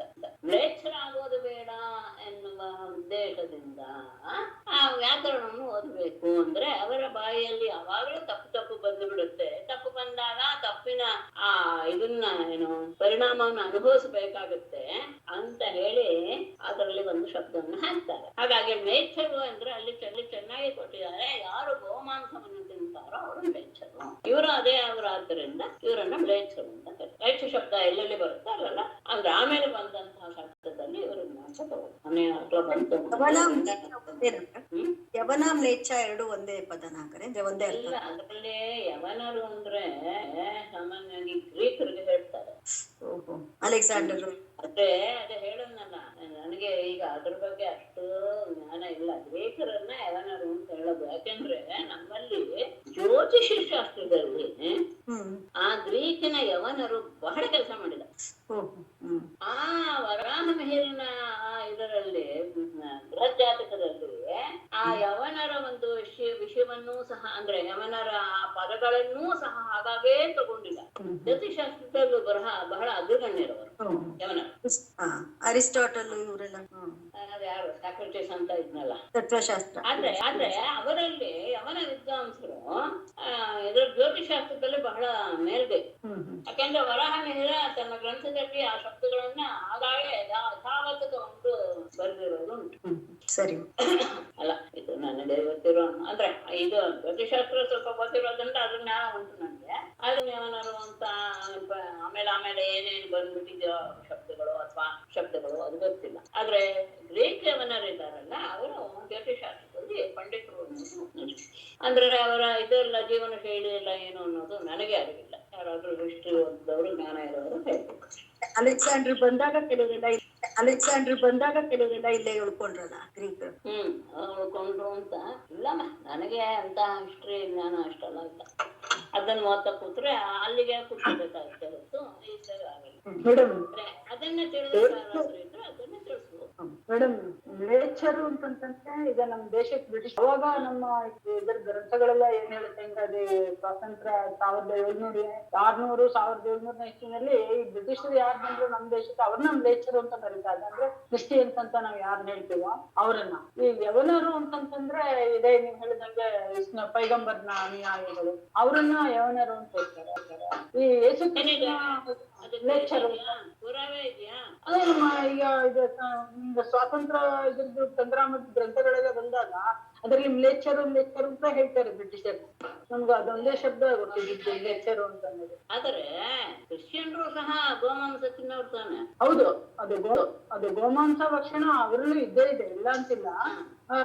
ಅವ್ರನ್ನ ನಾನು ಹೇಳಿದ್ದು ಲೇಚರು ಎನ್ನುವ ಶಬ್ದಕ್ಕೆ ಅದಕ್ಕೆ ಏನ್ ಹೇಳಿದ್ದು ಅವರಿಬ್ಬರದು ಮೂಲ ಪುರುಷ ಒಬ್ಬನೇ ಅಂತ ತಾನೇ ಇದೆ. ಹೌದು, ಏನೋ ಅಣ್ಣ ತಮ್ಮಂದ್ರು ಹಾಗೆ ಏನು ಹೇಳ್ತಾರೆ ಅವ್ರ ಅದೇನ ಯಹೂದಿಗಳು ಆಮೇಲೆ ಇವನು ಯೇಸು ಬಂದ ದಾರಿ ಹಿಡಿದ ಅವನು ಹೇಳಿದ್ ಸರಿಯಲ್ಲ ಅಂತ ಆಯ್ತು. ಅದರಿಂದ ಯಹೂದಿಗಳು ಅವನ ಮೇಲೆ ಇದು ಆಕ್ರಮಣ ಮಾಡಿದ್ರು ಇತ್ಯಾದಿ ಏನೇನೋ ಇದೆ. ಇದೆಲ್ಲ ನನ್ನ ಮಕ್ಕಳು ನನ್ಗೆ ತಿಳಿಸಿರೋದು. ಈಗ ಮೊನ್ನೆ ಅಲ್ಲ ಗಲಾಟೆ ಆದಾಗ ಯಾಕೆ ಹೀಗೆಲ್ಲ ಆಗ್ತಾ ಇದೆ ಅಂತ ಏನೋ ಕುತೂಹಲ ಬಂತು. ಆಗ ಇದನ್ನೆಲ್ಲ ಅರ್ಥ ಯಾಕೆ ಹೀಗೆ ಜಗಳ ಆಗ್ತಾ ಇದೆ ಅಂತ, ಇಸ್ರೇಲ್ ಹೇಗೆ ಯಾಕೆ ಹೀಗೆ ಇತ್ಯಾದಿ ಅದು ಬಂತು. ಯಾಕೆಂದ್ರೆ ಇಬ್ರು ಅವರು ಗೋಮಾಂಸ ತಿನ್ನವ್ರೆ. ಆದ್ರಿಂದ ಇಬ್ರು ಸಹ ನೇಚರ್. ಯಾಕೆಂದ್ರೆ ಇಬ್ರು ಮೂಲ ಪುರುಷನು ಒಬ್ಬನೇ ಆದ್ರಿಂದ ಅದ್ರನ್ನೇನು ಆಗ್ತದೆ. ಯವನ ಶಬ್ದಕ್ಕೆ ಏನು ಅನ್ನೋದನ್ನ ಸ್ವಲ್ಪ ನೋಡ್ಬೇಕು. ಯಾಕೆಂದ್ರೆ ನಮ್ಮ ಇದ್ರಲ್ಲೂ ಸಹ ಏನು ಪಾಣಿನಿಯ ಗ್ರಂಥದಲ್ಲಿಯೂ ಸಹ ಸೂತ್ರದಲ್ಲಿಯೇ ಯವನ ಅಲ್ಲ ಏನು ಇಂದ್ರವರುಣ ಭೂಷರುದ್ರಮುಡ ಯವನ ಮಾತುಲಾಚಾರಣ ಮಾನುತ್ತಂತ ಮಾಡಿ ಯವನಾನೆ ಅನ್ನುವ ಶಬ್ದವನ್ನು ಬಳಸಿ, ಯವನಾನೆ ಅಂದ್ರೆ ಏನು ಅಂದ್ರೆ ಯವನರ ಲಿಪಿಯನ್ನು ತಗೊಂಡಿದ್ದಾರೆ. ಶಬ್ದ ಇದೆಲ್ಲ ಇದೆ ಅಲ್ಲಿ. ಗೊತ್ತಿಲ್ಲ, ಹಾಗಾದ್ರೆ ನಾನು ಅದನ್ನ ಅಷ್ಟು ಅಂದ್ರೆ ಇದರಿಂದ ನಾನು ಆಧಾರದಿಂದ ಅದನ್ನೆಲ್ಲ ಗಮನಿಸಿಲ್ಲ. ಈಗ ದೈಹಿಕ ಇತಿಹಾಸ ಸಂದರ್ಭ ಬಂದಾಗ ಒಂದೊಂದು ವಿಷಯ ತಿಳ್ಕೊಳ್ಬೇಕಾಗತ್ತೆ. ನೋಡ್ತೀನಿ ಯವನರ ಬಗ್ಗೆ ಏನು ವಿಷಯ ಇದೆ ನಮ್ಮ ಗ್ರಂಥದಲ್ಲಿ ಅನ್ನೋದನ್ನ ನೋಡಿದೆ. ದ್ವಾಪರ ಹೇಳಿದ್ರು ಮೇಡಮ್. ಅದು ಅವಾಗ ಶ್ರೀಪಾದ ಶ್ರೀವಲ್ಲಭರು ಇದಾದಾಗ ಅವ್ರು ಹೇಳ್ತಾರೆ ನನಗೆ ಎಲ್ಲ ಬಂದಾಯ್ತು, ನಾನು ಕದಳಿ ಕ್ಷೇತ್ರಕ್ಕೆ ಹೋಗ್ತೀನಿ ಅಂತ ಹೇಳ್ಬಿಟ್ಟು ಶ್ರೀಪಾದ ಶ್ರೀವಲ್ಲಭರು ಹೇಳ್ತಾರೆ. ಅವಾಗ ಅದು ಅದ್ರಲ್ಲಿ ಉಲ್ಲೇಖ ಆಗಿದೆ. ಹೌದು, ಯಾಕೆಂದ್ರೆ ಅವರ ಇದೇನೆ 1400 ಇವ್ರದ್ದು ಆರಂಭ.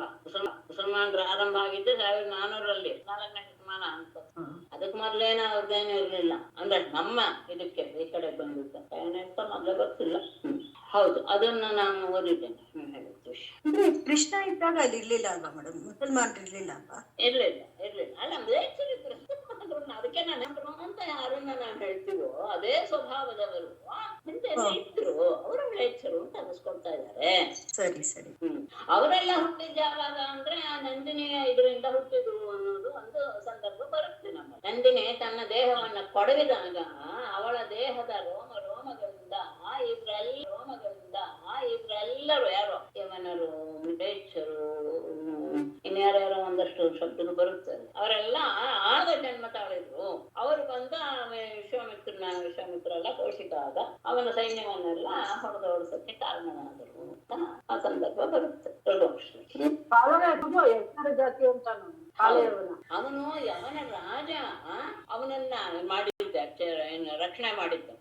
ಹಾಗಾಗಿ ಅವನಿಗೆ ಕಾಲಯವನ ಅಂತ ಹೆಸರು ಬಂತ. ಆಕ್ಚುಲಿ ಆತ ಗರ್ಗನ ವಂಶದವ್ರು ಹುಡ್ದವನು. ಅದೇ ಹೇಳದ್ನಲ್ಲ ಹಿಂದೆ, ಯಾದವರು ಗರ್ಗರಿಗೆ ಅವಮಾನ ಮಾಡ್ಬಿಡ್ತಾರೆ. ಆ ಸಂದರ್ಭದಲ್ಲಿ ಇದು ಗರ್ಗರಿಗೆ ಅವರನ್ನ ನಾಶ ಮಾಡುವಂತಹ ಒಬ್ಬ ಮಗ ಹುಟ್ಟಬೇಕು ಅಂತ ಮತ್ತೆ ಶಿವನನ್ನ ಪ್ರಾರ್ಥಿಸಿದಾಗ ಅದು ಆ ಯವನ ರಾಜನಿಗೆ ಗೊತ್ತಾಗಿ ಅವನ ತನ್ನ ಹತ್ರ ಕರೆದುಕೊಂಡು ಹೋಗಿ ಇಟ್ಟುಕೊಂಡು ಆ ಮಗುವನ್ನ ತನ್ನ ಮಗುವಾಗೆ ಬೆಳೆಸಿ ಇಷ್ಟೆಲ್ಲ ಯಾವ್ದಾರ ಅಂಶವನ್ನ ನಾಶ ಮಾಡ್ಬೇಕು ಅಂತ ಅವನನ್ನ ಬೆಳೆಸ್ತಾನೆ ಅನ್ನೋದು. ಈ ಯವನರಿದ್ರು ಅಂತ ಆಯ್ತು ತಾನೆ. ಯವನರು ಇದ್ರು, ಮ್ಲೇಚ್ಛರು ಇದ್ರು, ಎಲ್ರು ಇದ್ರು. ಯಾಕಂದ್ರೆ ಆ ಕಾಲ ಅವನ ಕರ್ಕೊಂಡು ಬಂದಿದ್ದೆ ಮ್ಲೇಚ್ಛರು.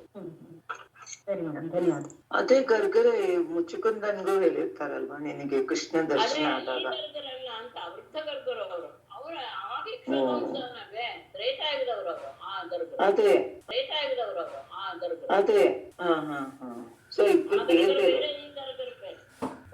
ವಿಲೋಕ್ಯ ವೇಗರಭಸಂ ರಿಪುಸೈನ್ಯಸ್ಯ ಮಾಧವೌ ಮನುಷ್ಯಚೇಷ್ಟಾಂ ಆಪನ್ನೌ ರಾಜನ್ ತುದ್ರುವತುಃ ಧೃತಂ. ರಾಜನ್ ರಿಪುಸೈನ್ಯಸ್ಯ ವೇಗರಭಸಂ ವಿಲೋಕ್ಯ ಮಾಧವೌ ಮನುಷ್ಯಚೇಷ್ಟಾಂ ಆಪನ್ನೌ ತಂ ದುದ್ರುವತುಃ. ರಾಜನ್ ಪರೀಕ್ಷಿತನೇ ರಿಪು ಸೈನ್ಯಸ್ಯ ಶತ್ರು ಸೈನ್ಯವಾದ ಜರಾಸಂಧನ ಸೈನ್ಯದ ವೇಗರಭಸಂ ಅದು ಬರ್ತಾ ಇರುವಂತಹ ಆ ವೇಗದ ಆಕ್ರಮಣದ ಆ ವೇಗವನ್ನ ನೋಡಿ, ವಿಲೋಕ್ಯ ನೋಡಿ, ಮಾಧವೌ ಬಲರಾಮ ಕೃಷ್ಣರಿಬ್ಬರು ಸಹ ಮನುಷ್ಯ ಚೇಷ್ಟ ಮಾಧವ್ ಮನುಷ್ಯರ ಹಾಗೆ ತಮ್ಮ ನಡವಳಿಕೆಯನ್ನ ಹೊಂದಿದವರಾಗಿ ದುರ್ಗಂ ಬೇಗ ಬೇಗನೆ ದುದ್ರುವುದು ಅಲ್ಲಿಂದ ಓಡಿ ಹೋದ್ರು.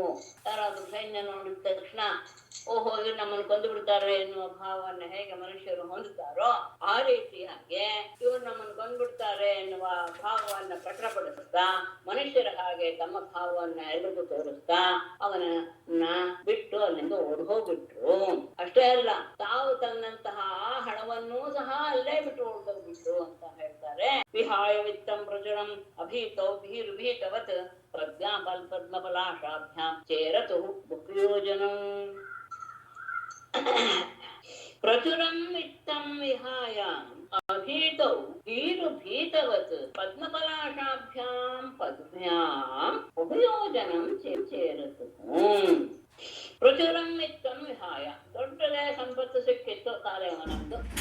ಆ ದೊಡ್ಡ ಸಂಪತ್ತಿನ ರಾಶಿಯನ್ನು ಸಹ ವಿಹಾಯ ಬಿಟ್ಟು ಅಭೀತೌ ಸಹಜವಾಗಿ ಹೆದರಿಕೆ ಇಲ್ಲದಿದ್ದರೂ ಸಹ ಭೀರು ಭೀತವತ್ ಹೆದರಿಕೆಯನ್ನ ಅತ್ಯಂತ ಹೆದರಿಕೆಯನ್ನ ತೋರಿಸ್ತಾ ಪದ್ಮಫಲಾಶಾಭ್ಯಾಂ ಕಮಲದ ಹಾಗೆ ಅತ್ಯಂತ ಮೃದುವಾದಂತಹ ಪದ್ಭ್ಯಾಂ ಆ ಪಾದಗಳಿಂದ ಬಹು ಯೋಜನಂ ಅನೇಕ ಯೋಜನಗಳವರೆಗೆ ಚೇರತು ತುಂಬಾ ದೂರದವರೆಗೂ ಬಿಡ್ತಾರೆ. ಆ ಮಧ್ಯದಲ್ಲಿ ಆ ಹಣವನ್ನೂ ಸಹ ಬಿಟ್ಟು ಹೆದರಿಕೆ ಇಲ್ಲ, ಅದರ ಹೆದರಿಕೆಯನ್ನು ನಟಿಸ್ತಾ ಆ ಮೃದುವಾದ ಪಾದಗಳಿಂದಲೇ ಅನೇಕ ಯೋಜನೆಗಳವರೆಗೆ ಅವರು ಆಗ ಇವನು ಆಡ್ಕೊಳ್ತಾನೆ. ಯಾರೋ ಜರಾಸಂಧ. ಗಮನಿಸ್ಬೇಕು ಮನುಷ್ಯನ ಸ್ವಭಾವ.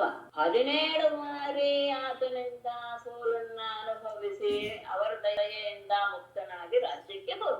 ಈಗ ಇವರು ಓಡ್ ಹೋಗಿದ್ದನ್ನು ನೋಡಿದ ತಕ್ಷಣ ಓಹೋ ತನಗೇ ಬಿಟ್ಟು ಓಡ್ ಹೋದ್ರು ಅಂತ ಭಾವಿಸ್ತಾನೆ ಅಂದ್ರೆ ಮನುಷ್ಯ ಎಷ್ಟು ದುರಹಂಕಾರಿ ಆಗಿಬಿಡ್ತಾನೆ ಅನ್ನೋದು, ಅಂದ್ರೆ ಹಿಂದಿಂದೆಲ್ಲೂ ಮರ್ತು ಹೋಗುತ್ತೆ ಅನ್ನೋದು ನನಗೆ ಈ ಸಂದರ್ಭ ನೋಡಿದಾಗ ಯಾವಾಗ್ಲೂ ಅನ್ಸುತ್ತೆ. ಪಲಾಯಮಾನೌ ತೌ ದೃಷ್ಟ್ವಾ ಮಾಗಧಃ ಪ್ರಹಸನ್ ಬಲಿ ಅನ್ವಥಾವತ್ ಪ್ರಧಾನೇಕೈಃ ಈಶಯೋಃ ಅಪ್ರಮಾಣವಿತ್. ಬಲಿ ಮಾಗಧಃ ಪಲಾಯಮಾನೌ ತೌ ದೃಷ್ಟ್ವಾ ಪ್ರಹಸನ್ ರಥಾನೇಕೈಃ ಅನ್ವಥಾವತ್ ಈಶಯೋಃ ಅಪ್ರಮಾಣವಿತ್. ಅಥವಾ ಕೊನೆಯ ಪದಗಳನ್ನು ಮೊದಲೇ ತಗೊಳ್ಬಹುದು. ಬಲಿ ಮಾಗಧಃ ತೌ ಪಲಾಯಮಾನೌ ತೌ ದೃಷ್ಟ್ವಾ ಈಶಯೋಃ ಅಪ್ರಮಾಣವಿತ್ ಪ್ರಹಸನ್ ರಥಾನೇಕೈಃ ಅನ್ವಥಾವತ್. ಎರಡು ಒಂದೇ ಸಾಯಂಕಾಲ ಹೆಚ್ಚನ್ನೆಲ್ಲ. ಮಾಗಧ ಬಲಿ ಮಾಗಧ ಪರಾಕ್ರಮಶಾಲಿಯಾದಂತಹ ಆ ಜರಾಸಂಧನು ಪಲಾಯಮಾನೋ ತೌ ದೃಷ್ಟ್ವಾ ಓಡಿ ಹೋಗ್ತಾ ಇರುವಂತಹ ಅವರಿಬ್ಬರನ್ನು ನೋಡಿ ಪ್ರಹಸನ್ ನಗುತ್ತಾ ರಥಾನೇಕೈಃ ಅನ್ವಥಾವತ್ ರಥ ಮತ್ತು ಸೇನೆಗಳೊಡನೆ ಅನ್ವಥಾವತ್ ಅವರಿಬ್ಬರನ್ನ ಬೆನ್ನಟ್ಟಿದ. ಯಾಕೆ? ಈಶಯೋಃ ಅಪ್ರಮಾಣವಿತ್. ಅಂತಹ ಜಗದೀಶ್ವರರು ಅವರ ಆಳ ಏನು ಎನ್ನುವುದನ್ನ ಗೊತ್ತಿಲ್ಲದೆ ಇರುವಂತಹ ಅವನು ಹೀಗೆ ಅವರಿಬ್ಬರನ್ನ ಹಿಂಬಾಲಿತ ಅಂತ ಎಂದು ಹೇಳಿದ ಹಾಗೆ ಬಲಿ ಮಾಗದ ಪಲಾಯಮಾನೋ ತೌದೃಷ್ಟ ಈಶಯೋ ಅಪ್ರಮಾಣವಿತ್ತು. ಅವರಿಬ್ಬರ ಸಾಮರ್ಥ್ಯ ಅನುಭವಿಸಿದಾನೆ, ಗೊತ್ತಿಲ್ಲದೆ ನಗುತ್ತಾ ಅವರಿಬ್ಬರನ್ನ ಅಪಹಾಸ್ಯ ಮಾಡ್ತಾ ಅವರಿಬ್ಬರನ್ನ ರಥ ಮತ್ತು ಸೈನ್ಯಗಳನ್ನ ಜೊತೆಗೆ ತೆಗೆದುಕೊಂಡು ಅವರಿಬ್ಬರನ್ನ ಹಿಂಬಾಲಿಸಿದ. ಆಮೇಲೆ ಪ್ರದೃತ್ಯ ದೂರಂ ಸಂಶ್ರಾಂತೌ ತುಂಗಮಾರುಹತಾಂಗಿರಿಂ ಪ್ರವರ್ಷಣಾಖ್ಯಂ ಭಗವಾನ್ ನಿತ್ಯದಾಯ ಪ್ರವರ್ಷತಿ. ದೂರಂ ಪ್ರದೃತ್ಯ ಸಂಶ್ರಾಂತೌ ಪ್ರವರ್ಷಣಾಖ್ಯಂ ತುಂಗಂ ಗಿರಿಂ ಆರುಹತಾಂ ಯತ್ರ ಭಗವಾನ್ ನಿತ್ಯದ ವರ್ಷತಿ. ದೂರಂ ಪ್ರದೃತ್ಯ ಬಹಳ ದೂರದವರೆಗೆ ಓಡ್ಬಿಟ್ರು. ದೂರದವರೆಗೂ ಓಡಿ ಓಡಿ ಓಡಿ ಅನೇಕ ಯೋಜನೆ ಓಡಿ ಸಂಶಾಂತೋ ಬಳಲಿದಂತಹ ಅವರಿಬ್ಬರು ಪ್ರವರ್ಷಣಾಖ್ಯಂ ಪ್ರವರ್ಷಣ ಎನ್ನುವ ಹೆಸರಿನ ತುಂಗಂ ಗಿರಿಂ ಎತ್ತರವಾದ ಒಂದು ಪರ್ವತವನ್ನ ಹತ್ತಿದರು.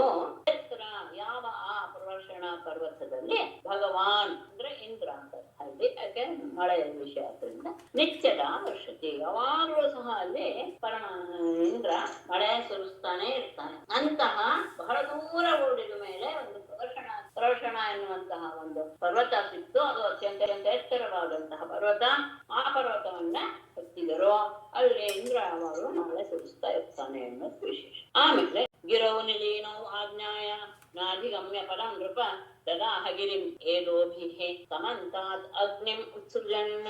ನೃಪ ಗಿರೌ ನಿಲೀನೌ ಆಜ್ಞಾಯ ಪದಂ ನ ಅಧಿಗಮ್ಯ ಗಿರಿಂ ಸಮಂತಾತ್ ಏದೋಭಿಃ ಅಗ್ನಿಂ ಉತ್ಸೃಜನ್ ದದಾಹ.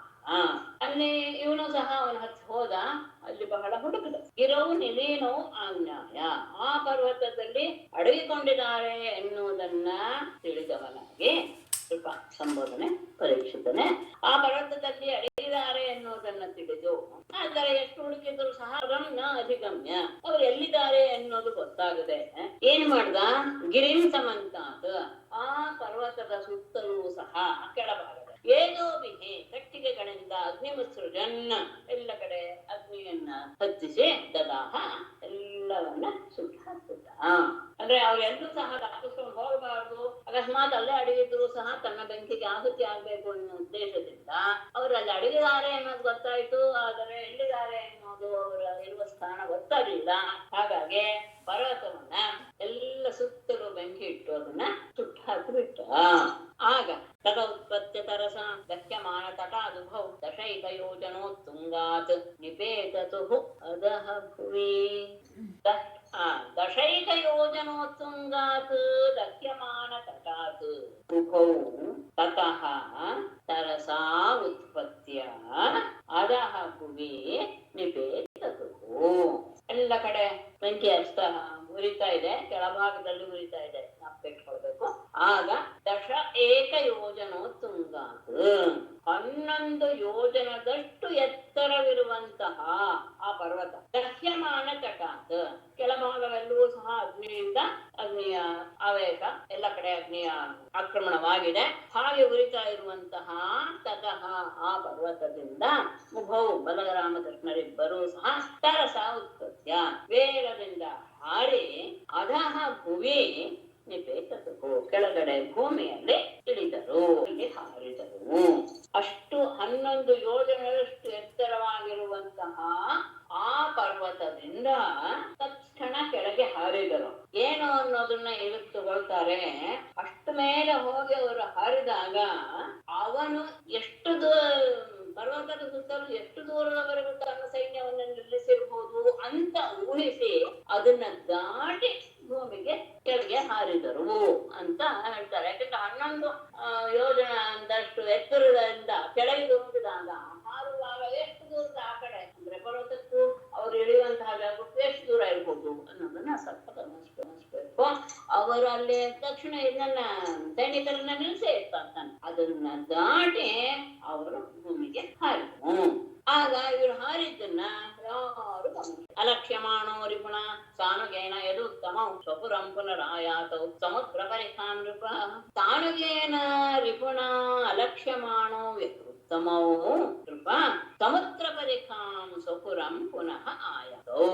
ಜೋರಾಗಿ ಉರಿತಾ ಇರುವಂತಹ ಗಿರಿಶಿಖರದಿಂದ ಹಾರಿದಾಗ ಸಾನುಗೇನ ರಿಪುಣ ಸೈನಿಕರಿಂದ ಕೂಡಿರುವಂತಹ ಜರಾಸಂಧನಿಂದ ಅಲಕ್ಷ್ಯಮಾಣೋ ಕಾಣಿಸದೆ, ಅವರ ಕಣ್ಣಿಗೆ ಕಾಣಿಸದೇ ಇರುವಂತಹ ಯದುತ್ತಮೌ ಬಲರಾಮಕೃಷ್ಣರಿಬ್ಬರು ಸಹ ನೃಪರಾಜನೇ ಸಮುದ್ರ ಪರಿಖಾ ಸ್ವಪುರಂ, ಸಮುದ್ರವೇ ಪರಿಖ ಅಂದ್ರೆ ದಂಡಕವಾದಂತಹ ಅಂದ್ರೆ ಯಾರು ಬರದೇ ಇರುವಂತಹ ರಕ್ಷಣೆಯನ್ನು ಹೊಂದಿರುವಂತಹ ಸ್ವಪುರಂ ತಮ್ಮ ಪಟ್ಟಣವಾದ ದ್ವಾರಕವನ್ನ ಪುನಃ ಅನಂತವು ಬಂದು ಸೇರಿದರು.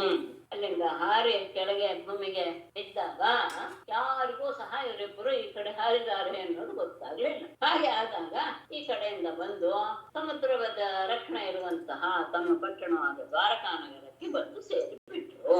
ಈ ಕಡೆ ಇವನೇ ತಿಳ್ಕೊಂಡ ಅವರಿಬ್ಬರು ಸಟ್ಟು ಮರಣ ಹೊಂದಿದ್ರು ಅಂತ ಭಾವಿಸಿದ. ತ್ವಪಿದಗ್ಧೌ ವಿಧಿ ಪುರುಷ ಮನ್ವಾನೋ ಬಲಕೇಶವೌ ಬಲಮಾಕೃಷ್ಯ ಸಮಹತ್ ಮಗಧಾನ್ ಮಗಧೋಯಯೌ ಸಹ ಅಪಿ ಬಲಕೇಶವೌ ದಗ್ಧೌ ವಿಧಿ ಮೃಷಾ ಮನ್ವಾನಃ ಮಗಧಃ ಸುಮಹತ್ ಬಲಂ ಆಕೃಷ್ಯ ಮಗಧಾನ್ ಯಯೌ ಸಹ ಅಪಿ ಆ ಜರಾಸಂಧನೂ ಸಹ ಬಲಕೇಶವೌ ದಗ್ಧೌ ವಿಧಿ ರಾಮಕೃಷ್ಣರಿಬ್ಬರು ಸಹ ಸುಟ್ಟೋದ್ರು ಮರಣ ಹೊಂದಿದ್ರು ಅಂತ ಮೃಷ ಭ್ರಮೆಯಿಂದ ಸುಳ್ಳಾಗಿ ಮನ್ವಾನಃ ಭಾವಿಸಿದವನಾಗಿ ಮಾಗಧಃ ಜರಾಸಂಧನು ಸುಮಹತ್ ಬಲಂ ಆಕ್ಷ್ಯ ತನ್ನ ದೊಡ್ಡ ಸೇನೆಯನ್ನ ತೆಗೆದುಕೊಂಡು ತನ್ನ ಮಗನ ದೇಶಕ್ಕೆ ಪರ್ವತಕ್ಕೆ ಬಂಗೆ ಹಚ್ಚಿದ್ರಿಂದ ಅವರು ಅಲ್ಲೇ ನಾಡು ಆಗಿಬಿಟ್ಟಿದ್ದಾರೆ. ಸುತ್ತ ಹಚ್ಚಿಬಿಟ್ಟಿದ್ರಿಂದ ಎಲ್ಲರೂ ಸಹ ಇಳಿದು ಹೋಗಕ್ಕಾಗಲ್ಲ ಎನ್ನುವ ಭಾವ ಬಂತು. ಹಾಗಾಗಿ ಅವ್ರು ಸತ್ತೋಗಿರ್ಬೇಕು ಅಂತ ಭಾವಿಸಿದ ತಪ್ಪಾಗಿ ಭಾವಿಸಿದ. ಅವರಿಬ್ರು ಆ ತರದವರಲ್ಲ, ಅದಕ್ಕೆ ಹಿಂದೆ ಇಟ್ಟುಕೊಂಡು ಈಶಯೋಹ ಅಪ್ರಮಾಣವಿತ್ತು ಅಂತ. ಅವರಿಬ್ಬರ ಯೋಗ್ಯತೆ, ಅವರಿಬ್ಬರ ಆಳ ಏನು ಅನ್ನೋದು ಗೊತ್ತಿಲ್ಲದೆ ಇರುವಂತಹ ಸಹಜ. ಯಾವಾಗ ತಾನೇ ದೊಡ್ಡವನು ಎನ್ನುವಂತಹ ಭಾವ ಬಂದ್ಬಿಡುತ್ತೋ ಅವಾಗ ಇನ್ನೊಬ್ಬರನ್ನ ಯಾವಾಗ್ಲೂ ಸಹ ಕಡಿಮೆ ಮಟ್ಟದಲ್ಲೇ ಆಲೋಚನೆ ಮಾಡ್ತಾರೆ ಜನ. ತಾನು ಮಾಡಿದ ಕೆಲಸದಿಂದ ಅವರು ಸುಟ್ಟು ಹೋದ್ರು ಅಂತ ಭಾವಿಸಿ ಅವನು ತನ್ನ ಸೇನೆಯನ್ನು ಸೇರಿಕೊಂಡು ಮಗಧ ದೇಶಕ್ಕೆ ಹೊರಟು ಹೋದ ಅಂತ ಇಲ್ಲಿಗೆ ಒಂದು ಭಾಗವನ್ನ ಮುಗಿಸಿ. ಈಗ ಈತನ ವಿವಾಹ ಜೀವನ, ರುಕ್ಮಿಣಿಯ ಜೊತೆಗೆ ವಿವಾಹದ ವಿಷಯವನ್ನ ಇಲ್ಲಿ ತಗೊಳ್ತಾರೆ. ಆನರ್ತಾಧಿಪತಿ ಶ್ರೀಮಾನ್ ರೈವತೋ ರೇವತೀಂ ಸುತಾಂ ಬ್ರಹ್ಮಣಾತೋರಿತ ಪ್ರಾದಾತ್ ಬಲಾಯ ಇತಿ ಪುರೋದಿತಂ. ಆನರ್ತಾಧಿಪತಿ ಶ್ರೀಮಾನ್ ರೈವತಃ ಬ್ರಹ್ಮಣ ಚೋದಿತಃ ಸುತಾಂ ರೇವತೀಂ ಬಲಾಯ ಪ್ರಾದಾತ್ ಇತಿ ಪುರಾ ಉದಿತಂ. ಇದು ಹಿಂದೆ 9ನೇ ಸ್ಕಂದದಲ್ಲಿ ಅಂತ ಭಾವಿಸ್ತೇನೆ. ಆವಾಗ್ಲೇ ಬಂತು ಈ ವಿಷಯ. ಅವನು ಬ್ರಹ್ಮನ ಹತ್ರ ಹೋಗಿ ತನ್ನ ಮಗಳಿಗೆ ವರ ಯಾರು ಅಂತ ಕೇಳೋಕೆ ಅಂತ ಹೋಗಿರ್ತಾನೆ. ಬ್ರಹ್ಮ ಯಾವುದೋ ಒಂದು ಕೆಲಸದಲ್ಲಿ ಮಗ್ನನಾಗಿದ್ದಾಗ ಒಂದು ಸ್ವಲ್ಪ ಹೊತ್ತು ಅಂದ್ರೆ ಸ್ವಲ್ಪವೇ ಹೊತ್ತು ಆಮೇಲೆ ಬ್ರಹ್ಮ ಬಂದು ಕೇಳ್ದಾಗ ಬ್ರಹ್ಮನ ಹತ್ರ ಕೇಳ್ಕೊಳ್ತಾನೆ, ನನ್ನ ಮಗಳಿಗೆ ವರ ಬೇಕು ಅಂತ. ಆವಾಗ ಬ್ರಹ್ಮ ನಕ್ಕು ಹೇಳ್ತಾನೆ, ನೀನು ಬಂದಿದ್ದು ಹೌದು, ಬಂದಾಗ ಹೌದು ಎಲ್ರು ಇದ್ರು, ಈಗ ಅಲ್ಲಿ ಯಾರೂ ಇಲ್ಲ, ನಿನ್ನ ವಂಶದವರೆಲ್ಲರೂ ಸಹ ಹೊರಟಿದ್ದಾರೆ. ಹಾಗಾಗಿ ನೀನು ನಿನ್ನ ಮಗಳನ್ನ ಈಗ ಬಲರಾಮನಿಗೆ ಕೊಟ್ಟು ಮದುವೆ ಮಾಡು ಅಂತ ರೈವತರಿಗೆ ಹೇಳಿರ್ತ. ಆ ಕಥೆಯನ್ನ ನಾನು ನಿನಗೆ ಮೊದಲೇ ಹೇಳಿದ್ದೆ ಅಲ್ವೇ ಅಂತ ಹೇಳ್ತಾನೆ. ಶ್ರೀ ಅನರ್ಥಾಧಿಪತಿ, ಅನರ್ಥ ದೇಶದ ರಾಜನಾದಂತಹ ಶ್ರೀಮಾನ್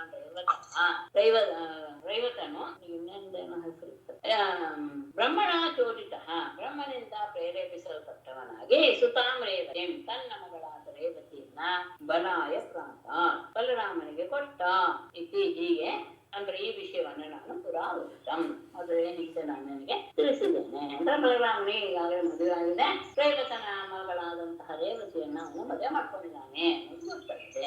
ಕೃಷ್ಣನೂ ಸಹ ಮದುವೆಯಾದ.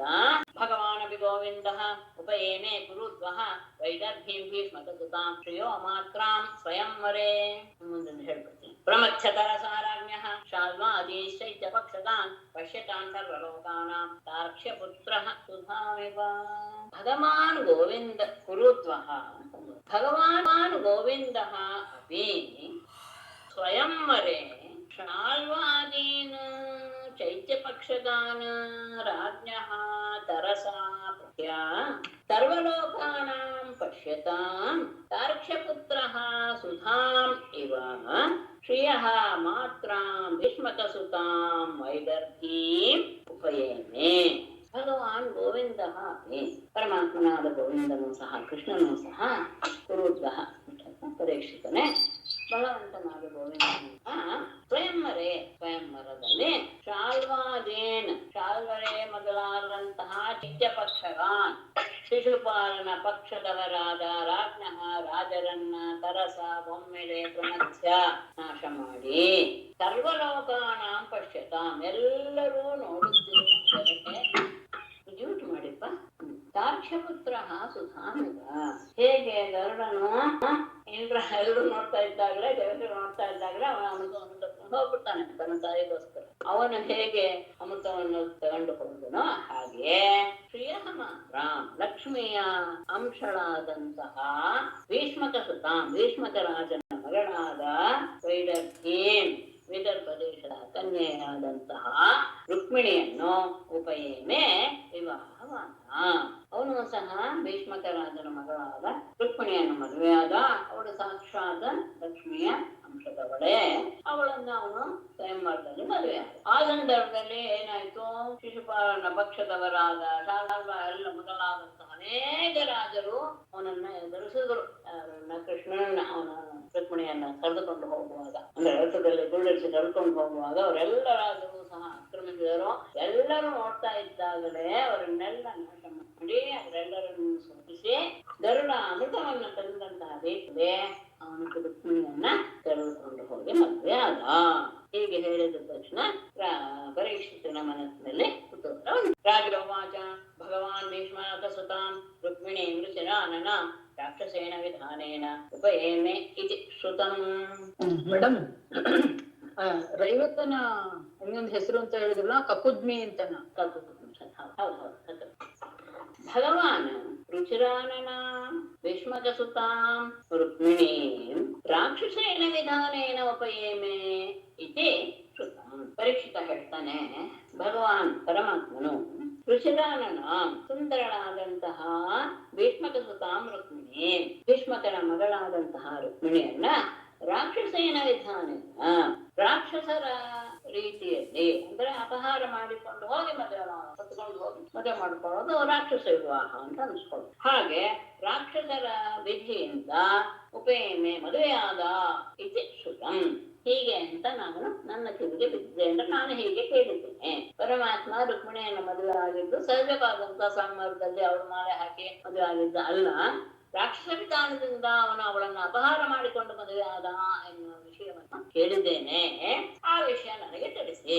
ಭಗವನ್ ಶ್ರೋತುಮಿಚ್ಛಾಮಿ ಕೃಷ್ಣಸ್ಯಾಮಿತ ತೇಜಸಃ ಯಥಾ ಮಾಗಧ ಶಾಲ್ವಾನೇನ ಜಿತ್ವಾ ಕನ್ಯಾಂ ಉಪಾಹರತ್.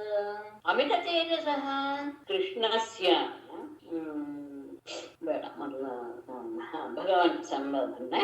ಭಗವನ್ ಯಥಾ ಮಾಗಧ ಶಾಲ್ವಾದೀನ್ ಜಿತ್ವಾ ಕನ್ಯಾ ಉಪಾಹರತ್ ಅಂತಃ ಅಂತ ಅರ್ಥ. ಕೃಷ್ಣಸ್ಯ ಅಮಿತ ತೇಜಸಃ ಕೃಷ್ಣಸ್ಯ ವಿಷಯಂ ಶ್ರೋತುಂ ಇಚ್ಛಾಮಿ. ಯಥಾ ಹೇಗೆ ಮಾಗಧ ಶಾಲ್ವಾದೀನ್ ಜರಾಸಂಧನು ಜರಾಸಂಧನ ಪ್ರೋತ್ಸಾಹ ಇತ್ತು. ಜರಾಸಂಧ ಶಾಲ್ವ ಮೊದಲಾದಂತ ಎಲ್ಲರನ್ನೂ ಸಹ ಜಿತ್ವಾ ಗೆದ್ದು ಕನ್ಯಾ ಉಪಾಹರತ್ ರುಕ್ಮಿಣಿಯನ್ನ ಅಪಹರಿಸಿದ ಎನ್ನುವ ಅಮಿತ ತೇಜಸ್ಸ ಕೃಷ್ಣಸ್ಯ ಅತ್ಯಂತ ಪರಾಕ್ರಮಶಾಲಿಯಾದಂತಹ ಅತ್ಯಂತ ತೇಜೋವಂತನಾದಂತಹ ಪರಮಾತ್ಮನ ವಿಷಯವನ್ನ ಶ್ರೋತುಂ ಇಚ್ಛಾಮಿ ಕೇಳಲು ಬಯಸ್ತೇನೆ.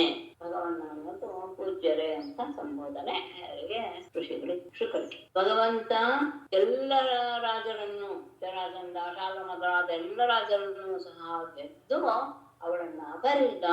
ಅಂತಹ ಪರಮಾತ್ಮನ ತೇಜೋಮಯನಾದಂತಹ ಅವನ ವಿಷಯವನ್ನ ಕೇಳೋದಕ್ಕೆ ನಾನು ಇಷ್ಟಪಡ್ತೇನೆ.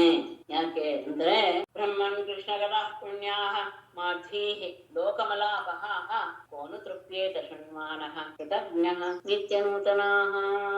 ಬ್ರಹ್ಮನ್ ಕೃಷ್ಣ ಕಥಾಃ ಪುಣ್ಯಾಹ ಮಾಧೀಃ ಲೋಕಮಲಾಪಃ ನಿತ್ಯನೂತನಾಃ ಕಃ ಕೃತಜ್ಞಃ ಶೃಣ್ವಾನಃ ತೃಪ್ಯೇತ. ಬ್ರಹ್ಮನ್ ಬ್ರಹ್ಮರ್ಷಿಗಳೇ ಕೃಷ್ಣನ ಕಥೆಗಳೆಲ್ಲೂ ಸಹ ಪುಣ್ಯ ಬಹಳ ಪವಿತ್ರವಾದಂಥದ್ದು, ಮಾಧ್ವೇಹಿ ಇವರಿಗೆ ಅಮೃತಪ್ರಾಯವಾದದ್ದು. ಅಷ್ಟೇ ಅಲ್ಲ, ಲೋಕಮಲಾಪ ಎಲ್ಲ ಪಾಪಗಳನ್ನು ಹೋಗಲಾಡಿಸಿ ಪವಿತ್ರಗೊಳಿಸುವಂತು. ಅಷ್ಟೇ ಅಲ್ಲ, ನಿತ್ಯ ನೂತನ, ಯಾವಾಗಲೂ ಸಹ ಹೊಸತರಾಗಿಯೇ ಕಂಡು ಬರುತ್ತೆ. ಅಂತಹ ಅವನ ಕಥೆಗಳನ್ನ ಶೃಣ್ವಾನಃ ಕೃತಜ್ಞಃ ಶೃಣ್ವಾನಃ, ಅದರ ಸಾರವನ್ನು ಅರಿತಂತಹ, ಅದನ್ನು ಕೇಳ್ತಾ ಇರುವಂತಹ ಕಹ ಯಾವನು ತಾನೆ ತೃಪ್ತಿಯನ್ನು ಹೊಂದುವನು. ಅಂದ್ರೆ ಅವನ ಕಥೆಗಳು ಯಾವಾಗಲೂ ಸಹ ಅತ್ಯಂತ ಪವಿತ್ರವಾದದ್ದು, ಕಿವಿಗೆ ತರ ಕೆಳ್ತಾನೇ ಇರೋಣ ಎನ್ನುವಂತಹ ಭಾವನೆ ಹುಟ್ಟಿಸುವಂತಹದ್ದು, ಎಲ್ಲ ಪಾಪಗಳನ್ನು ಸಹ ಹೋಗಲಾಡಿಸುವಂಥದ್ದು. ಯಾಕೆ ಅಂದ್ರೆ ಮನಸ್ಸು ಅವನ ಬಗ್ಗೆನೇ ಯೋಚನೆ ಮಾಡ್ತಾ ಇರೋದ್ರಿಂದ ಮನಸ್ಸಿನಲ್ಲಿರುವಂತಹ ದೋಷಗಳೆಲ್ಲವೂ ಕೊಡೆಗಳೆಲ್ಲವೂ ಹೊರಟವು. ಮತ್ತೆ ಯಾವಾಗ ಕೇಳಿದ್ರು ಸಹ ಹೊಸದಾಗಿದೆಯೋ ಎನ್ನುವ ರೀತಿಯಲ್ಲಿ ಅಸಮಾನ ಆಗಿರುವಾಗ ಅಂತಹ ಆ ಕಥೆಗಳಲ್ಲಿರುವಂತಹ ಸಾರವನ್ನು ಅರಿತಂತಹ ಯಾವ ವ್ಯಕ್ತಿ ತಾನೆ ಸಾಕು ಕೃಷ್ಣನ ಕಥೆ ಕೇಳಿ ನನಗೆ ತೃಪ್ತಿ ಆಯ್ತು ಅಂತ ಭಾವಿಸೋದಕ್ಕೆ ಸಾಧ್ಯ? ಯಾರು ತೃಪ್ತಿಗೊಳ್ಳೋದಿಲ್ಲ. ಹಾಗಾಗಿ ನೀವು ಆ ಕಥೆಯನ್ನು ನನಗೆ ಶ್ರೀಶುಕವಾಚ ರಾಜಾಸಿ ಭೀಷ್ಮತೋ ನಾಮ ವಿದರ್ಭಾಧಿಪತಿರ್ಮಹಾನ್ ತಸ್ಯ ಪಂಚಾಭವನ್ ಪುತ್ರಾಃ ಕನ್ಯೈಕಾಚ ಪರಾನನ. ಶ್ರೀಶುಕವಾಚ, ಶುಕರು ಹೇಳಕ್ಕೆ ಶುರು ಮಾಡ್ತಾರೆ. ವಿದರ್ಭಾಧಿಪತಿ ಭೀಷ್ಮಕಃ ನಾಮ ಮಹಾನ್ ರಾಜ ಆಸೀತ್, ತಸ್ಯ ಪಂಚಪುತ್ರಾಃ ಅಭವನ್, ಏಕಾ ವರಾನನ ಕನ್ಯಾ ಚ. ವಿದರ್ಭಾಧಿಪತಿ, ವಿದರ್ಭ ದೇಶಕ್ಕೆ ಒಡೆಯನಾದಂತಹ ಭೀಷ್ಮಕಃ ನಾಮ, ಭೀಷ್ಮಕ ಎನ್ನುವ ಹೆಸರಿನ ಮಹಾನ್ ರಾಜ ಆತ, ಒಬ್ಬ ಮಹಾರಾಜನು ಇದ್ದ. ತಸ್ಯ ಭೀಷ್ಮಕ ರಾಜನಿಗೆ ಪಂಚಪುತ್ರ ಅಭವನ್, ಅವನಿಗೆ 5 ಜನ ಗಂಡು ಮಕ್ಕಳು ಆದರೂ. ಏಕ ವರಾನನ ಕನ್ಯಚ, ಒಬ್ಬಳು ಸುಂದರಿಯಾದಂತಹ ಮಗಳು ಸಹ ಇತ್ತು. ವಿದರ್ಭ ದೇಶಕ್ಕೆ ಒಡೆಯ ಭೀಷ್ಮಕ, ಅವನು ಬಹಳ ಉತ್ತಮನಾದಂತಹ ರಾಜನಾಗಿದ್ದ. ಅವನಿಗೆ 5 ಜನ ಗಂಡು ಮಕ್ಕಳು, ಒಬ್ಬಳು ಹೆಣ್ಮಗಳು. ಯಾರ್ಯಾರು? ರುಕ್ಮ್ಯಗ್ರಜೋರು ರುಕ್ಮರಥಃ, ರುಕ್ಮಬಾಹು ಅನಂತರಃ, ರುಕ್ಮಕೇಶೋ ರುಕ್ಮಮಾಲಿ, ರುಕ್ಮಿಣ್ಯೇಷಾಂ ಸಸಾಸತಿ. ಅಗ್ರಜಃ ರುಕ್ಮಿ, ಅನಂತರಃ ರುಕ್ಮರಥಃ, ರುಕ್ಮಬಾಹು, ರುಕ್ಮಕೇಶಃ, ರುಕ್ಮಮಾಲಿ, ಏಷಾಂ ಸಸಾ ಸತಿ ರುಕ್ಮಿಣಿ. ಅಗ್ರಜಃ ರುಕ್ಮಿ, ಮೊದಲನೇವನು ಜ್ಯೇಷ್ಠನಾದವನು ರುಕ್ಮಿ, ಅವನು ಮೊದಲನೇವನು. ಅನಂತರ ಆಮೇಲೆ ರುಕ್ಮರಥಃ, ರುಕ್ಮಬಾಹು, ರುಕ್ಮಕೇಶಃ, ರುಕ್ಮಮಾಲಿ, ಎಲ್ಲರಲ್ಲೂ ರುಕ್ಮ ಇದೆ. ಆಮೇಲೆ ಏಷಾಂ ಸಸ, ಈ 5 ಜನರ ಸಹೋದರಿಯಾಗಿ ಸತಿ, ಅತ್ಯಂತ ಸಾಧ್ವಿಯಾದ ರುಕ್ಮಿಣಿ, ರುಕ್ಮಿಣಿ ಎನ್ನುವಂಥವಳು ಮಗಳು. 5 ಜನರಲ್ಲಿ ಹಿರಿಯವನು ರುಕ್ಮಿ, ಆಮೇಲೆ ರುಕ್ಮರಥ, ರುಕ್ಮಬಾಹು, ರುಕ್ಮಕೇಶ, ರುಕ್ಮಮಾಲಿ ಅಂತ ಕೊನೆಯವಳು ಎಲ್ಲರಿಗೂ ತಂಗಿಯಾಗಿ ರುಕ್ಮಿಣಿ ಎನ್ನುವಂತಹ ಸಾಧ್ವಿಯಾದ ಮಗಳು ಇತ್ತು. ಅವಳಿಗೆ ಕೃಷ್ಣನ ಬಗ್ಗೆ ಕೆಲವು ವಿಷಯಗಳು ಗೊತ್ತಾಗ್ತಾ ಇತ್ತು, ಯಾರ್ಯಾರಿಂದ, ಅಲ್ಲಿಗೆ ಸಭೆಗೆ ಬಂದಂತಹ ಜನರಿಂದ. ಹಾಗಾಗಿ ಅವಳು ಕೃಷ್ಣನನ್ನ ಮದುವೆ ಮಾಡ್ಕೊಳ್ಬೇಕು ಅಂತ ಬಯಸಿದ್ಲು. ಸೋಮಶ್ರುತ್ಯಂ ಕುಂದಸ್ಯ ರೂಪ ವೀರ್ಯ ಗುಣಶ್ರಿಯ ಗೃಹಾಗತೈಃ ಗೀಯಮಾನಾಃ ತಮ್ಮೇನೆ ಸದೃಶಂ ಪತಿಂ. ಸಾ ಗೃಹಾಗತೈಃ ಗೀಯಮಾನಾಃ ಮುಕುಂದಸ್ಯ ರೂಪ ವೀರ್ಯ ಗುಣಶ್ರಿಯಃ ಶ್ರುತ್ಯ ತಂ ಸದೃಶಂ ಪತಿಂ ಮೇನೆ. ಆ ರುಕ್ಮಿಣಿಯು ಗೃಹಾಗತೈಗೆ, ತಮ್ಮ ಅರಮನೆಗೆ ಬಂದಂತಹವರಿಂದ, ಗೀಯಮಾನಾಹ ಹೊಗಳಲ್ಪಡ್ತಾ ಇರುವಂತಹ ಮುಕುಂದಸ್ಯ ಕೃಷ್ಣನ ರೂಪ ವೀರ್ಯ ಗುಣಶ್ರಿಯ, ಅವನ ರೂಪ, ಅವನ ಪರಾಕ್ರಮ, ಅವನ ಗುಣ, ಅವನ ಸಂಪತ್ತು ಎಲ್ಲವನ್ನೂ ಸಹ ಅವಶುದ್ಧ ಕೇಳಿ ಅವನಿಗೆ ಅರಮನೆಗೆ ಬರ್ತಾ ಇದ್ದವರೆಲ್ಲರೂ ಸಹ ಕೃಷ್ಣನ ಬಗ್ಗೆ ತುಂಬಾ ಹಾಡಿ ಹೊಗಳ್ತಾ ಇದ್ರು. ಪ್ರತಿಯೊಂದನ್ನು, ಅವನ ಗುಣದ ಬಗ್ಗೆ, ಅವನ ರೂಪ, ಅವನ ಪರಾಕ್ರಮ ಎಲ್ಲವನ್ನು ಸಹ ಹೇಳ್ತಾ ಇದ್ರು. ಅದನ್ನ ಅಪಶಸ್ಯ ಕೇಳ್ತಾ ಕೇಳ್ತಾ ಕೇಳ್ತಾ ಬಂದವಳು ತಂ ಸದೃಶಂ ಪತಿಂ ಮೇನೆ, ಅವನೇ ತನಗೆ ಯೋಗ್ಯನಾದಂತಹ ಗಂಡ ಅಂತ ಅವಳು ಮನಸ್ಸಿನಲ್ಲಿ ನಿಶ್ಚಯ ಮಾಡಿಬಿಟ್ಟಿದ್ರು. ಅರಮನೆಗೆ ಬರ್ತಾ ಇರುವಂತಹ ನಾರದರು ಸಹ ಅನೇಕ ಬಾರಿ ಹೋಗಿ ಕೃಷ್ಣನ ಬಗ್ಗೆ ಅಲ್ಲಿ ಮಾತಾಡಿರ್ತಾರೆ ಭೀಷ್ಮಕನ ಸಭೆ. ಹಾಗಾಗಿ ಈ ಕೃಷ್ಣನ ಎಲ್ಲ ವಿಷಯವೂ ಸಹ ಅವಳಿಗೆ ಗೊತ್ತಾದ್ದರಿಂದ ತಾನು ಅವನನ್ನೇ ಮದುವೆ ಮಾಡ್ಬೇಕು, ಅವನೇ ತನ್ನಗೆ ಯೋಗ್ಯವಾದ ಗಂಡ ಅಂತ ಅವಳು ನಿರ್ಣಯ ಮಾಡಿಬಿಟ್ಟಿದ್ಳು. ಮೇಡಮ್, ಸತಿ ಅನ್ನೋ ಶಬ್ದಕ್ಕೆ ಅರ್ಥ ಇಲ್ಲಿ ರುಕ್ಮಿಣಿಗ್ ಸತಿ ಸಾಧ್ವಿ ಅಂತಾರೆ, ಸಜ್ಜನರು ಅಂತಾರೆ. ಈ ಸತಿ ಅಲ್ಲ, ಪಾರ್ವತಿ ಸತಿ ಅಲ್ಲ. ಸತಿ ಅನ್ನೋದು ಯೂಶಲ್ ಸತಿ ಅಂದ್ರೆ ಪತಿ ಪತಿ ಆತರ. ಇಲ್ಲ ಇಲ್ಲ, ಇದು ಸತಿ ಇದು ಅಲ್ಲ. ಸತಿಪತಿಗಳು ಅನ್ನೋದು ಕನ್ನಡದ ಮಾತು. ಸತಿ ಶಬ್ದಕ್ಕೆ ಹೆಂಡತಿ ಎನ್ನುವ ಅರ್ಥ ಇಲ್ಲ. ಆಕ್ಚುಲಾಗಿ ಅದು ಸತು ಶಬ್ದ. ಸತು ಅಂದ್ರೆ ಅತ್ಯಂತ ಉತ್ತಮ ಎನ್ನುವ ಅರ್ಥದಲ್ಲಿ ಬರುವಂತದ್ದು. ಸಜ್ಜನರು ಅಂತ ಹೇಳ್ತೀವಲ್ಲ, ಸಂತೋಷ ಅಂತ ಕೊಟ್ಟೆ. ಅದೇ ಕ್ರೀಡೆ ಇದ್ದರೆ ಸತಿ ಸತ್ಯವು ಸತ್ಯ ಅಂತ ಆಗುತ್ತೆ ಅಷ್ಟೇ ಹೊರತು ಈ ಸತಿಪತಿ ಅದು ಕನ್ನಡ ಸತಿ. ಅವಳಿಗೆ ಸತಿ ಅಂತ ಹೆಸರಿತ್ತು. ಯಾರಿಗೆ? ಪಾರ್ವತಿ. ಪಾರ್ವತಿ ಸತಿನೇ ಅದು. ಈ ನಾವು ಸತಿ ಇದೆಯಲ್ಲ, ಅದು ಹ್ರಸ್ವ. ಅದು ಹಾಗಾಗಿ ಅದು ಅಲ್ಲ ನನ್ನ ಪ್ರಕಾರ. ಸಾಧ್ವಿ ಅಂತನ. ಸಾಧ್ವಿ ಅಂತ ಅರ್ಥ. ಅತ್ಯಂತ ಉತ್ತಮವಾದದ್ದು. ಸತು ಎನ್ನುವ ಶಬ್ದಕ್ಕೆ ಅತ್ಯಂತ ಯೋಗ್ಯವಾದದ್ದು ಅಂತ ಅರ್ಥ. ಸಜ್ಜನರು ಬಂದಿರೋದು ಅದೇ. ಸತು ಜನ ಸಜ್ಜನ, ಸತು ಪುರುಷ ಸತ್ಪುರುಷ ಅಂದ್ರೆ ಯೋಗ್ಯವಾದ ನಡವಳಿಕೆ ಇರುವವರು ಅಂತ ಅರ್ಥ. ಉತ್ತಮವಾದ ನಡವಳಿಕೆ ಇರುವವರನ್ನ ಸಜ್ಜನರು ಸತ್ಪುರುಷ ಕರೀತಾರೆ. ಪುರುಷರಲ್ಲಿ, ಸ್ತ್ರೀಯರಲ್ಲಿ ಸತಿ ಅಂತ ಕರೆಯೋದು ಸಂಸ್ಕೃತದಲ್ಲಿರುವಂತಹ ವ್ಯವಹಾರ. ತಾಂ ಬುದ್ಧಿ ಲಕ್ಷಣೋದಾರ್ಯ ರೂಪಶೀಲ ಗುಣಾಶ್ರಯಾಂ ಕೃಷ್ಣ ಚತುರ್ಷೀಂ ಭಾರ್ಯಾಂ ಸಮುದ್ರೋಢುಂ ಮನಃ ದಧೆ.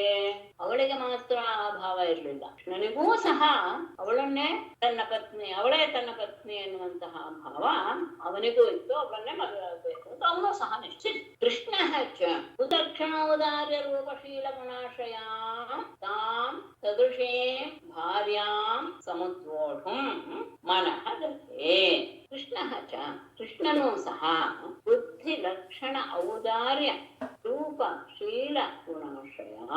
ಅವಳ ಬುದ್ಧಿ, ಅವಳಲ್ಲಿರುವಂತಹ ದೇಹದ ಲಕ್ಷಣ, ಅವಳ ಗುಣ, ಔದಾರ್ಯ, ರೂಪ, ಶೀಲ ಎಲ್ಲದಕ್ಕೂ ಅವಳು ಅವಳಲ್ಲಿ ಎಲ್ಲವೂ ಸಹ ಅಡಗಿವೆ, ಎಲ್ಲ ನೆಲೆಸಿದೆ. ಎಲ್ಲದಕ್ಕೂ ಆಶ್ರಯವಾದಂತಹ ತಾಂ ಆ ರುಕ್ಮಿಣಿಯನ್ನು ಸದೃಶೀಂ ಭಾರ್ಯಾಂ ಅವಳೇ ಯೋಗ್ಯಳಾದಂತಹ ಪತ್ನಿ ಅನ್ಕೊಂಡು ಸಮುದ್ರೋಡು ಅವಳನ್ನೇ ವಿವಾಹವಾಗಲು ಮನಃದದೆ ಮನಸ್ಸಿನಲ್ಲಿ ನಿರ್ಣಯ ಮಾಡಿದ.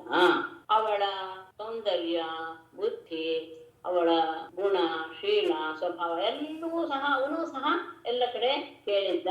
ಹಾಗಾಗಿ ಅವಳೇ ತನ್ನ ಪತ್ನಿ ಆಗ್ಬೇಕು ಅಂತ ಅವನು ಸಹ ಮನಸ್ಸಿನಲ್ಲಿ ಸಂಕಲ್ಪ ಮಾಡಿದ್ದ. ಆದರೆ ಬಂಧೂನಾಮಿಚ್ಛತಾಂ ಧಾತುಂ ಕೃಷ್ಣಾಯ ಭಗಿನೀಂ ನೃಪ ತಥೋ ನಿವಾರ್ಯ ಕೃಷ್ಣದ್ವಿಟ್ ರುಕ್ಮಿ ಚೈತ್ಯಂ ಅಮನ್ಯತ. ನೃಪ ಕೃಷ್ಣಾಯ ದಾತುಂ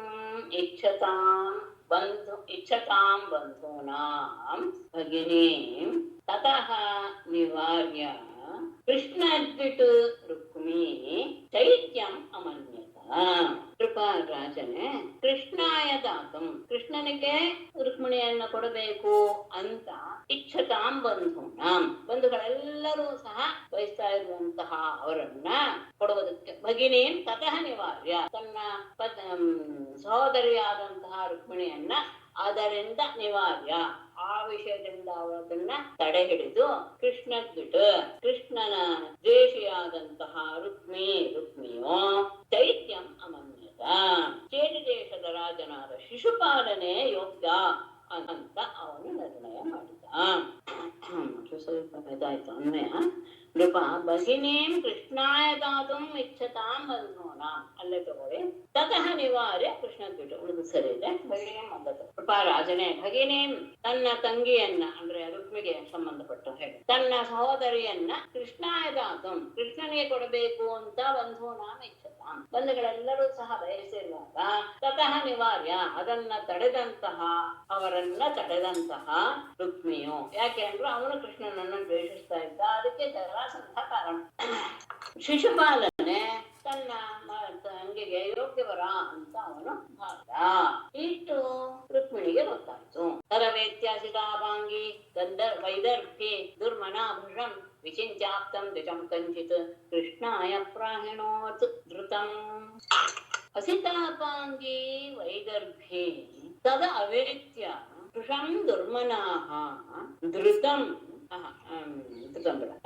ಭೃಷಂ ದುರ್ಮನಾಃ ವಿಚಿಂತ್ಯ ಧೃತಂ ಆಪ್ತಂ ಕಂಚಿತ್ ದ್ವಿಜಂ ಕೃಷ್ಣಾಯ ಪ್ರಾಹಿಣೋ.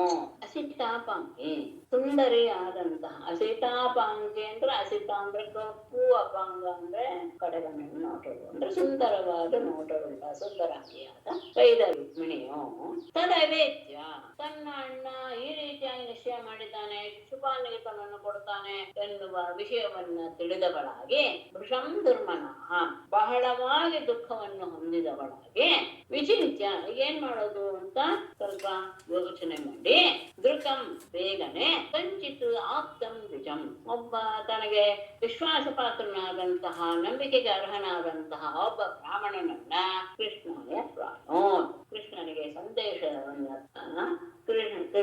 ಸಂದೇಶವನ್ನು ಕೊಡಲು ಕೃಷ್ಣನ ಬಳಿಗೆ ಕಳುಹಿಸಿದನು.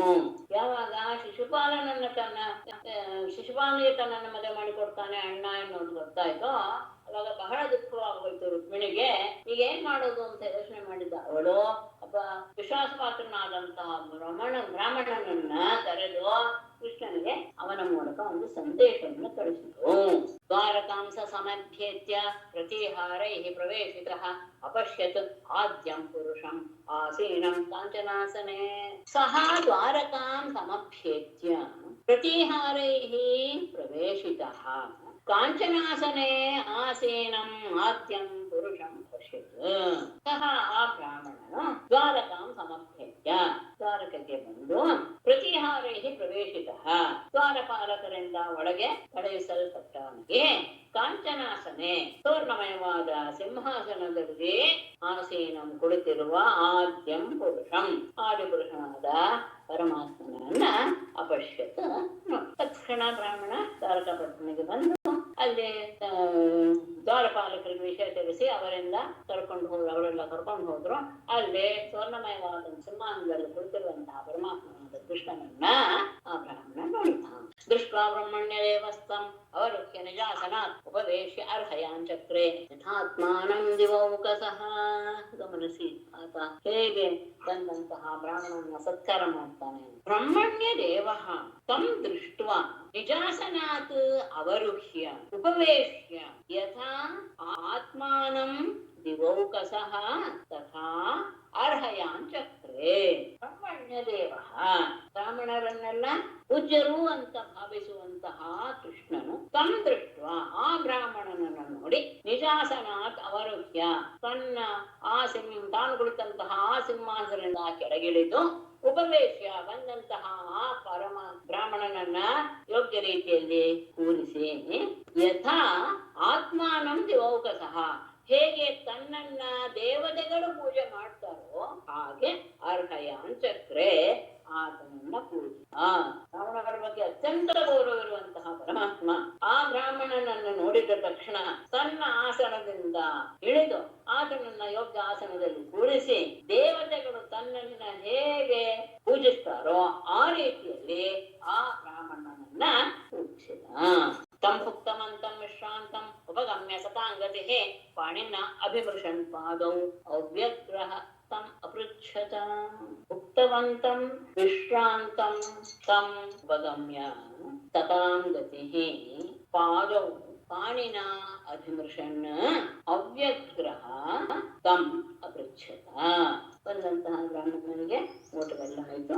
ಉತ್ತಮಂತಂ ಭೋಜನವಾಗಿರುವ ವಿಶ್ರಾಂತಂ ವಿಶ್ರಾಂತಿಯನ್ನು ಸ್ವೀಕರಿಸ್ತಾ ಇರುವಂತಹ ತಂ ಆ ಬ್ರಾಹ್ಮಣನ ಹತ್ತಿರ ಸತಾಂಗತಿ ಸಜ್ಜನರಿಗೆಲ್ಲ ಆಶ್ರಯದಾತನಾದಂತಹ ಕೃಷ್ಣನು ಉಪಗಮ್ಯ ಹತ್ತಿರ ಬಂದು ಪಾದವು ಆ ಬ್ರಾಹ್ಮಣನ ಪಾದಗಳೆರಡನ್ನೂ ಸಹ ಪ್ರಾಣಿನ ಅಭಿಂಶನ್ ತನ್ನ ಕೈಯಿಂದ ಅದನ್ನ ಮೃದುವಾಗಿ ಒತ್ತುತ್ತಾ ಅವ್ಯಗ್ರಹ ಶಾಂತ ಚಿತ್ತನಾಗೆ ಆತನನ್ನ ಕೇಳಿದ. ಬಂದಂತಹ ಬ್ರಾಹ್ಮಣನಿಗೆ ಭೋಜನದಲ್ಲಿ ಆಯಿತು. ಆತ ವಿಶ್ರಾಂತಿ ತೆಗೆದುಕೊಳ್ಳುವಂತಹ ಸಂದರ್ಭದಲ್ಲಿ ಕೃಷ್ಣ ಆತನ ಹತ್ತಿರ ಬಂದು ಆತನ ಪಾದಗಳನ್ನು ಒತ್ತಿ ಆತನಿಗೆ ಶ್ರಮವನ್ನು ಹೋಗಲಾಡಿಸ್ತಾ ಶಾಂತ ಚಿತ್ತದಿಂದ ಆತನನ್ನ ಕೇಳಿದ. ಕಚ್ಚಿತ್ ದ್ವಿಜವರ ಶ್ರೇಷ್ಠ ಧರ್ಮಸ್ತ್ರೇ ವೃದ್ಧ ಸಮ್ಮತಃ ವರ್ತತೆ ನಾತಿಕೃಚ್ಛ್ರೇಣ ಸಂತುಷ್ಟಮಸತ್ಸದಾ. ಒಳ್ಳೆಯ ಒಂದು ವಿಷಯ ತಿಳಿಸ್ತಾರೆ ಇಲ್ಲಿ. ದ್ವಿಜವರ ಶ್ರೇಷ್ಠ ವೃದ್ಧ ಸಮ್ಮತಃ ತೇ ಧರ್ಮಃ ನಾತಿಕೃಚ್ಛ್ರೇಣ ವರ್ತತೆ ಕಚ್ಚಿತ್ ತದಾ ವೃದ್ಧ ಸಮ್ಮತಃ ಧರ್ಮಃ ತದಾ ಸಂತುಷ್ಟ ಮನಸಃ ತೇ, ಅಲ್ಲಿಗೆ ತೊಂಬಿಡಿ ಅದನ್ನ. ಸದಾ ಸಂತುಷ್ಟ ಮನಸಃ ತೇ ನಾದಿಕೃತ್ರೇಣ ವರ್ತತೆ ಕಚ್ಚಿತ್. ಯಾಕೆಂದ್ರೆ ಅದಕ್ಕೆ ಸಂಬಂಧ, ಹಾಗಾಗಿ ಅಲ್ಲ ತಗೊಂಡು ಒಳ್ಳೆ ವೃದ್ಧ ಸಮ್ಮತ. ದ್ವಿಜವರ ಶ್ರೇಷ್ಠ, ಬ್ರಾಹ್ಮಣರಲ್ಲಿ ಶ್ರೇಷ್ಠನಾದಂತಹ ವ್ಯಕ್ತಿಯೇ ವೃದ್ಧ ಸಮ್ಮತಃ, ಹಿರಿಯರಿಂದೆಲ್ಲ ಒಪ್ಪಿರುವಂತಹ, ಹಿರಿಯರೆಲ್ಲರೂ ಒಪ್ಪಿರುವಂತಹ ಧರ್ಮವು ಸದಾ ಸಂತುಷ್ಟ ಮನಸಃ ತೇ, ಯಾವಾಗಲೂ ತೃಪ್ತ ಭಾವವನ್ನು ಹೊಂದಿರುವಂತಹ ನಿನಗೆ ನಾತಿಕೃಚ್ಛ್ರೇಣ ವರ್ತತೆ ಕಚ್ಚಿತ್. ನಿನಗೆ ಅದೇನು ಕಷ್ಟ ಅನ್ನಿಸ್ತಾ ಇಲ್ಲ ತಾನೆ? ಯಾಕೆಂದ್ರೆ ಧರ್ಮವನ್ನ ಪಾಲನೆ ಮಾಡಬೇಕು, ಅದು ಗುರು ಹಿರಿಯರಿಂದ ಬಂದಿರುವಂತಹ ಒಂದು ಧರ್ಮ. ಹಾಗಾಗಿ ಅದನ್ನ ಪಾಲಿಸಲೇಬೇಕು. ಪಾಲಿಸುವಾಗ ನಿನಗೆ ಕಷ್ಟವಾಗದೇ ಇದೆಯಾ? ಕಷ್ಟವಾಗದೇ ಇರ್ಬೇಕಾದ್ರೆ ಏನಾಗಿರ್ಬೇಕು ನೀನು? ಸದಾ ಸಂತುಷ್ಟ ಮನಸ್ಸಃ, ಯಾವಾಗಲೂ ತೃಪ್ತ ಭಾವವನ್ನು ಹೊಂದಿರ. ಹಾಗೆ ತೃಪ್ತ ಭಾವವನ್ನು ಹೊಂದಿದ್ರೆ ನಿನಗೆ ಇದಾಗತ್ತೆ ಅನ್ನೋದು ಒಂದಕ್ಕೊಂದು ಸಂಬಂಧ. ಹಾಗಾಗಿ ಅದು ನಿನಗೇನು ಕಷ್ಟ ಅನ್ನಿಸ್ತಾ ಇಲ್ಲ ತಾನೆ? ಧರ್ಮವನ್ನ ಪಾಲನೆ ಮಾಡಬೇಕಾದಾಗ ಕೆಲವು ತೊಂದರೆಗಳು ಬರುತ್ತೆ, ಅದನ್ನ ಸಹಿಸ್ಕೊಳ್ಬೇಕು. ಸಹಿಸ್ಕೊಳ್ಬೇಕು ಅಂದ್ರೆ ಏನು? ಆ ಸಂದರ್ಭದಲ್ಲಿ ನಮಗೆ ಏನು ಸಾಧ್ಯದೆಯೋ ಅದನ್ನ ಮಾತ್ರ ನಾವು ಅಂಗೀಕಾರ ಮಾಡಿಕೊಂಡು ಅದನ್ನ ಪಾಲನೆ ಕಡೆಗೆ ಗಮನ ಕೊಡಬೇಕೇ ಹೊರತು ನಮ್ಮ ದೇಹದ ಕಡೆಗೆ ಗಮನ ಕೊಡೋದಲ್ಲ. ನೀನು ಹಾಗೆ ಇದೆಯಾ ಅಲ್ವೇ? ಯಾಕೆ ಅಂದ್ರೆ ಸಂತುಷ್ಟ ಮನಸ್ಸಾದವನಿಗೆ ಇದು ಅಸಾಧ್ಯವಲ್ಲ. ಕಚ್ಚಿತ್ ದ್ವಿಜವರ ಶ್ರೇಷ್ಠ. ಇದೊಂದು ವಿಷಯ ಇದೆ, ಹೇಳ್ತೀನಿ ಕೇಳಿದ್ದೆ. ಯವನರ ವಿಷಯ, ಯವನ ಮತ್ತು ಮ್ಲೇಚ್ಛರ ವಿಷಯ ಸ್ವಲ್ಪ ನಮ್ಮ ಇದರಲ್ಲಿ ಹೇಗಿದೆ ಅನ್ನೋದನ್ನ ಇಟ್ಕೊಂಡು ನಾನು ತಗೊಳ್ತೇನೆ. ಪುರಾಣದಲ್ಲಿ ಹೇಗಿದೆ ಅನ್ನೋದು ಮಾತ್ರ ನನಗೆ ಗೊತ್ತಿರೋದು ನಾಲ್ಕರಲ್ಲಿ.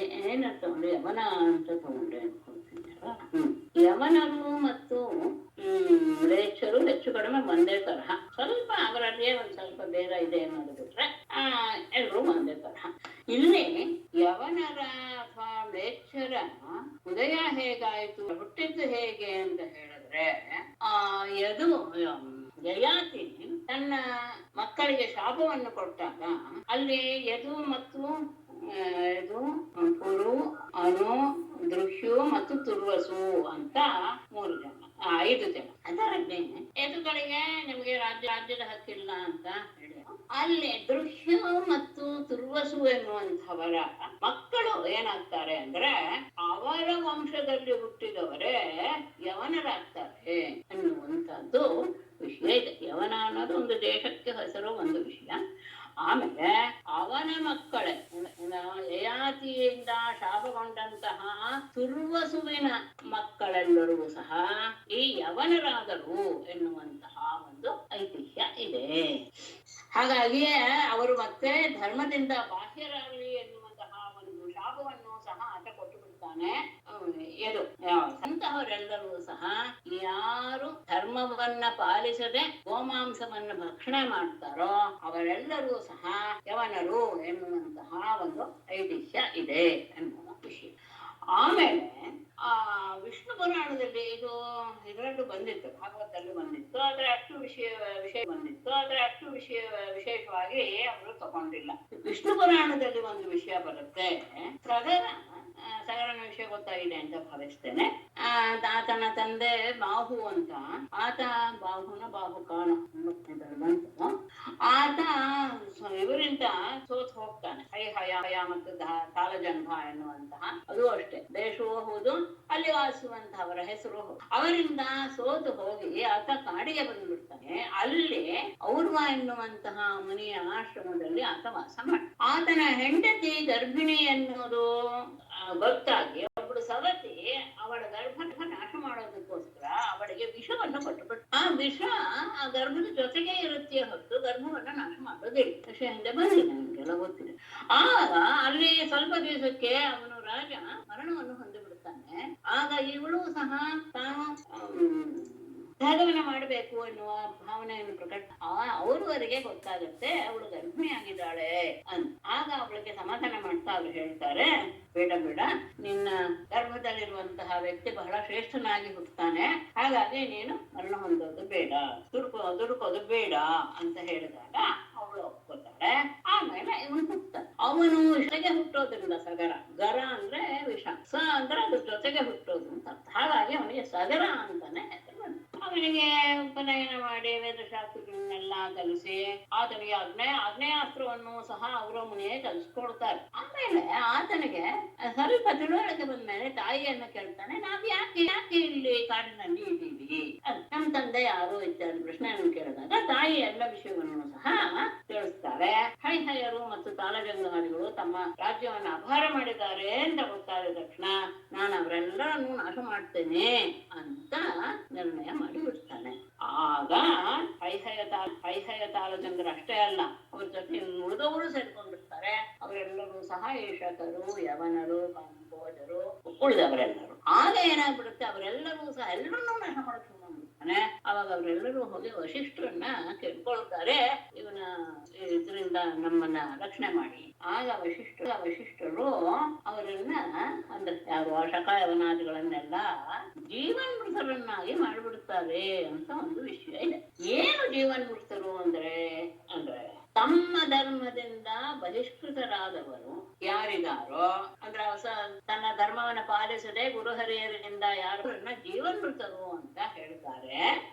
ಅವರನ್ನ ಜೀವನ್ಮೃತರನ್ನಾಗಿ ಮಾಡಿಬಿಟ್ಟು ವಶಿಷ್ಠರು ಹೇಳ್ತಾರೆ ಸಗರನಿಗೆ, ನಾನು ಇವರನ್ನ ಜೀವನ್ಮೃತರನ್ನಾಗಿ ಮಾಡ್ಬಿಟ್ಟಿದ್ದೇನೆ, ನೀನ್ ಅವರನ್ನು ಕೊಲ್ಲುವ ಅವಶ್ಯಕತೆ ಇಲ್ಲ. ಯಾಕಂದ್ರೆ ಅವ್ರು ಬದುಕಿದ್ರು, ಜೀವನ್ಮೃತ ಅಂದ್ರೆ ಬದುಕಿದ್ರು, ಸತ್ತ ಹಾಗೆ ಅಂದ್ರೆ ಅವ್ರು ಯಾವ್ದು ಧರ್ಮವನ್ನು ಪಾಲನೆ ಮಾಡೋ ಹಾಗಿಲ್ಲ ಇತ್ಯಾದಿ. ಹಾಗಾಗಿ ನೀನು ನಿನ್ನ ಪ್ರತಿಜ್ಞೆಯನ್ನ ಪಾಲನೆ ಮಾಡೋದಕ್ಕೋಸ್ಕರ ನಾನೇ ಅವರನ್ನ ಏನ್ ಮಾಡ್ಬಿಟ್ಟಿದ್ದೇನೆ, ಅವರು ತಮ್ಮ ಧರ್ಮವನ್ನ ಬ್ರಾಹ್ಮಣರ ಸಂಪರ್ಕದಿಂದ ದೂರ ಇರುವ ಹಾಗೆ ಮಾಡಿಬಿಟ್ಟಿದ್ದೀನಿ. ಹಾಗಾಗಿ ನೀನು ಮತ್ತೆ ಅವರನ್ನ ಕೊಲ್ಲೋದಕ್ಕೆ ಹೋಗ್ಬೇಡ ಅಂತ ಹೇಳಿದಾಗ ಗುರುವಿನ ಆಜ್ಞೆ ಆಯ್ತು ಅಂತ ಒಪ್ಕೊಳ್ತಾನೆ. ಆದರೆ ಅಲ್ಲಿ ಒಂದು ವಿಶೇಷ, ಅದನ್ನು ನಾನು ನಿಮ್ಗೆ ಇದ್ರಲ್ಲೂ ಆ ವಿಷಯದಲ್ಲೂ ಬಂದಿತ್ತು ಅಂತ ಭಾವಿಸ್ತೇನೆ, ಅಥವಾ ಆ ವಿಷಯ ಅಂತ ಹೇಳಿದೆ. ಅಲ್ಲಿ ಈ ಶಕರು, ಯವನರು, ಕಾಂಬೋಜರು ಎಲ್ಲ ಇದಾರಲ್ಲ, 5 ಜನ ಆಕ್ಚುಲ್ ಆಗಿ, ಆ 5 ಜನರಿಗೂ ಸಹ ಒಂದೊಂದು ರೀತಿಯ ಚಿಹ್ನೆಯನ್ನ ಅವರಿಗೆ ವಿಧಿಸ್ತಾನೆ. ಅದರಲ್ಲಿ ಶಕರು ತಲೆಯಲ್ಲಿ ಅರ್ಧ ಮಾತ್ರ ಬೋಡಿಸ್ಕೊಳ್ಳುವಂಥದ್ದು, ಪಾರದ ಎನ್ನುವಂತಹ ಒಂದು ಗುಂಪು, ಅವರು ಕ್ಷೌರ ಮಾಡಿದ್ರೆ ತಲೆಯನ್ನ ಕೂದಲನ್ನ ಹಾಗೆ ಬಿಡ್ಬೇಕು ಅಂತ.